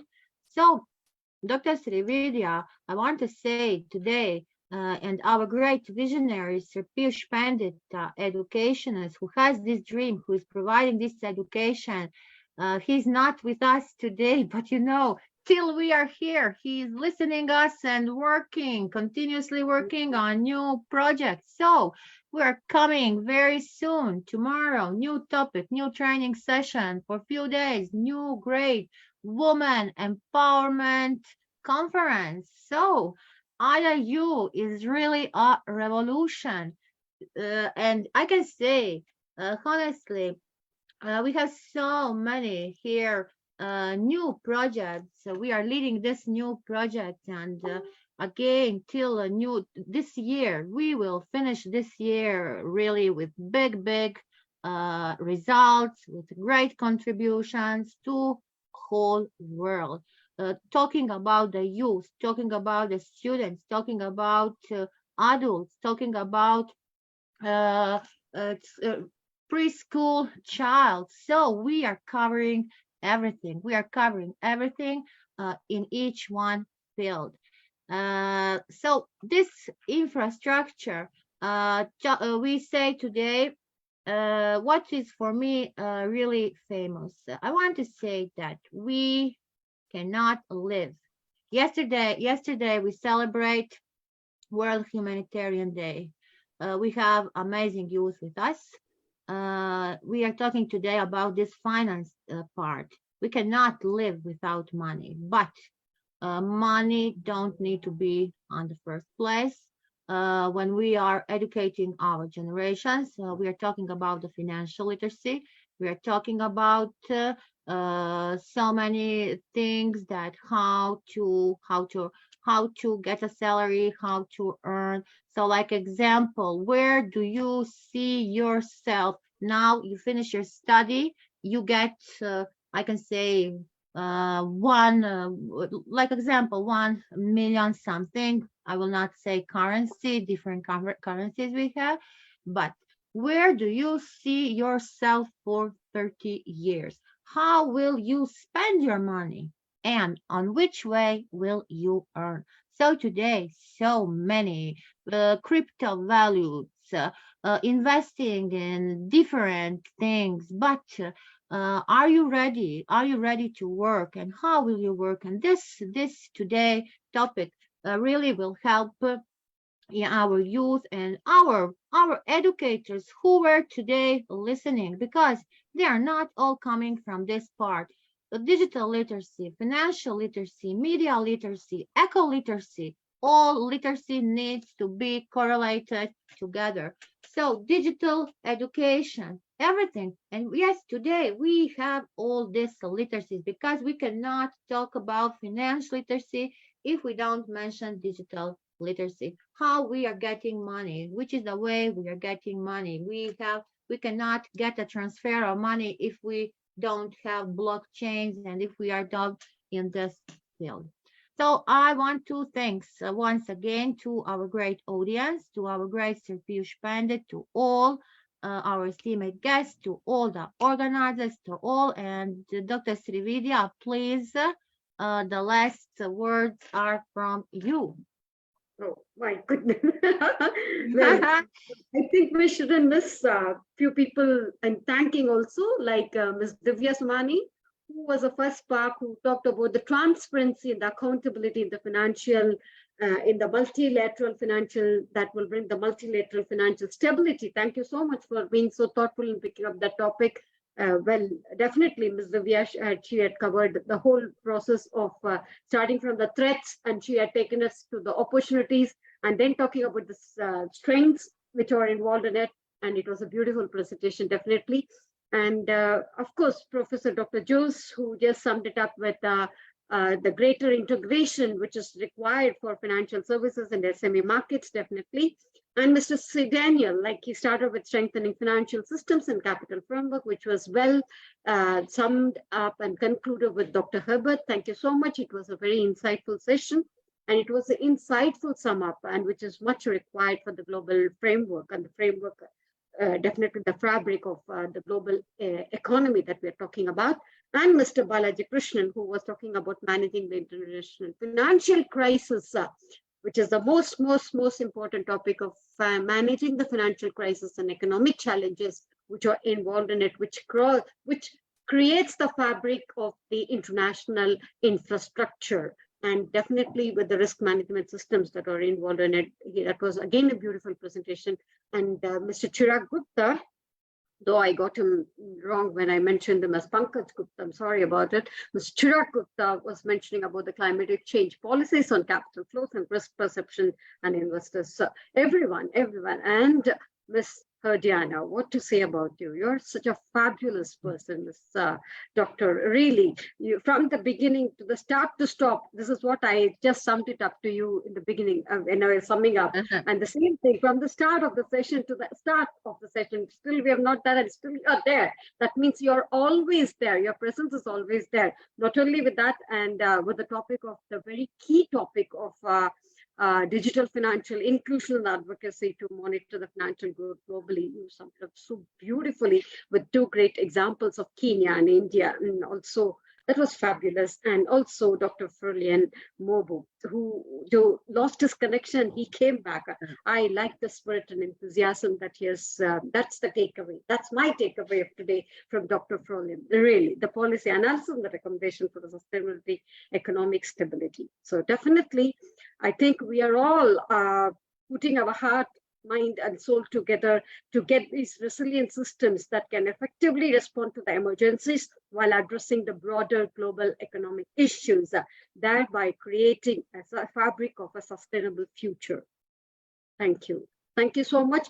And definitely, before we sum it up, it's our usual customary that we just let people know about our forthcoming sessions. So I need to share my screen now. Dr. Nada, apologies for one second. I know I'm very late. You don't like it. And still, I need to do this, please. Over to Ms. Sandy. Hope my screen is visible. It's loading up. It is loading. It is loading, not loading. yet. Okay. And Dr. Virginia, definitely my my partner in, no, I wouldn't say crime, my partner in the grave, who went out and who came back, and fabulous. It's always a fabulous team, end of the day. Over to Ms. Sandy, it's all yours. Yes, every Sunday, week after week, we meet to contribute to the betterment of our very own one world. It's said that people who really want to show that they are there and they care, they give you your time. So we at the G20 International and the speakers here are the people who care for our world, our future generation. So on the 9th July, we began our presidency with ensure inclusively, equitably on quality education and promote lifelong learning opportunities for all under the banner Education 360. On the 16th of July, it was followed by Shakti Spectrum and Women Empowerment and Yuva Go Global, wherein we talked about youth and the women empowerment with a paradigm shift from individual to leadership development and community partnership. On 23rd July, it was again a day of digitization with science stream, vocation, and employability, with the next production revolution on the focus. On the 30th July, it was a day of entrepreneurship and MSME, where our presidency was modernized and strengthened the industrial units to make them globally competent. The month of August began with energy resources, sources, sustainability, and employability. And our presidency was efficient and sustainable use of natural resources with 3 R's, RE dialogue, followed by health is wealth, agriculture and food security. Our presidency was a global view of GVC's pattern, opportunities, and the role of policy. On 20th of August, inclusion, financial architecture, and international growth. Today, we have deliberated and discussed on accelerated, inclusive, and resilient growth. So the next week, we are going to talk about international taxation, trade and investment, exports and imports. And our presidency will be to reform, reshape, and restructure and reconstitute the international tax architecture. On 3rd September, we will talk about heritage, culture, and tourism. 10th September, we will look forward on 2030 agenda and sustainable development, with our presidency being accelerating progress towards the SDG for an ambitious G20 action plan. And on 17th September will be the last session where we will be deliberating about publishing papers and patent submission. That is it from me. Thank you so much. Thank you, Ms. Sandhya. That was wonderful. Thank you, as always. Well, so we have come towards the end of this session. As we all know, that we always wait for Sunday to Sunday. And Yes. it's like And we want a big smile from everyone who is on the stage, a big smile. So a beautiful photo, please. 1, 2, 3. Yes, we need beautiful photo. Thank you. Thank you. Thank you. Yeah. Thank And, you.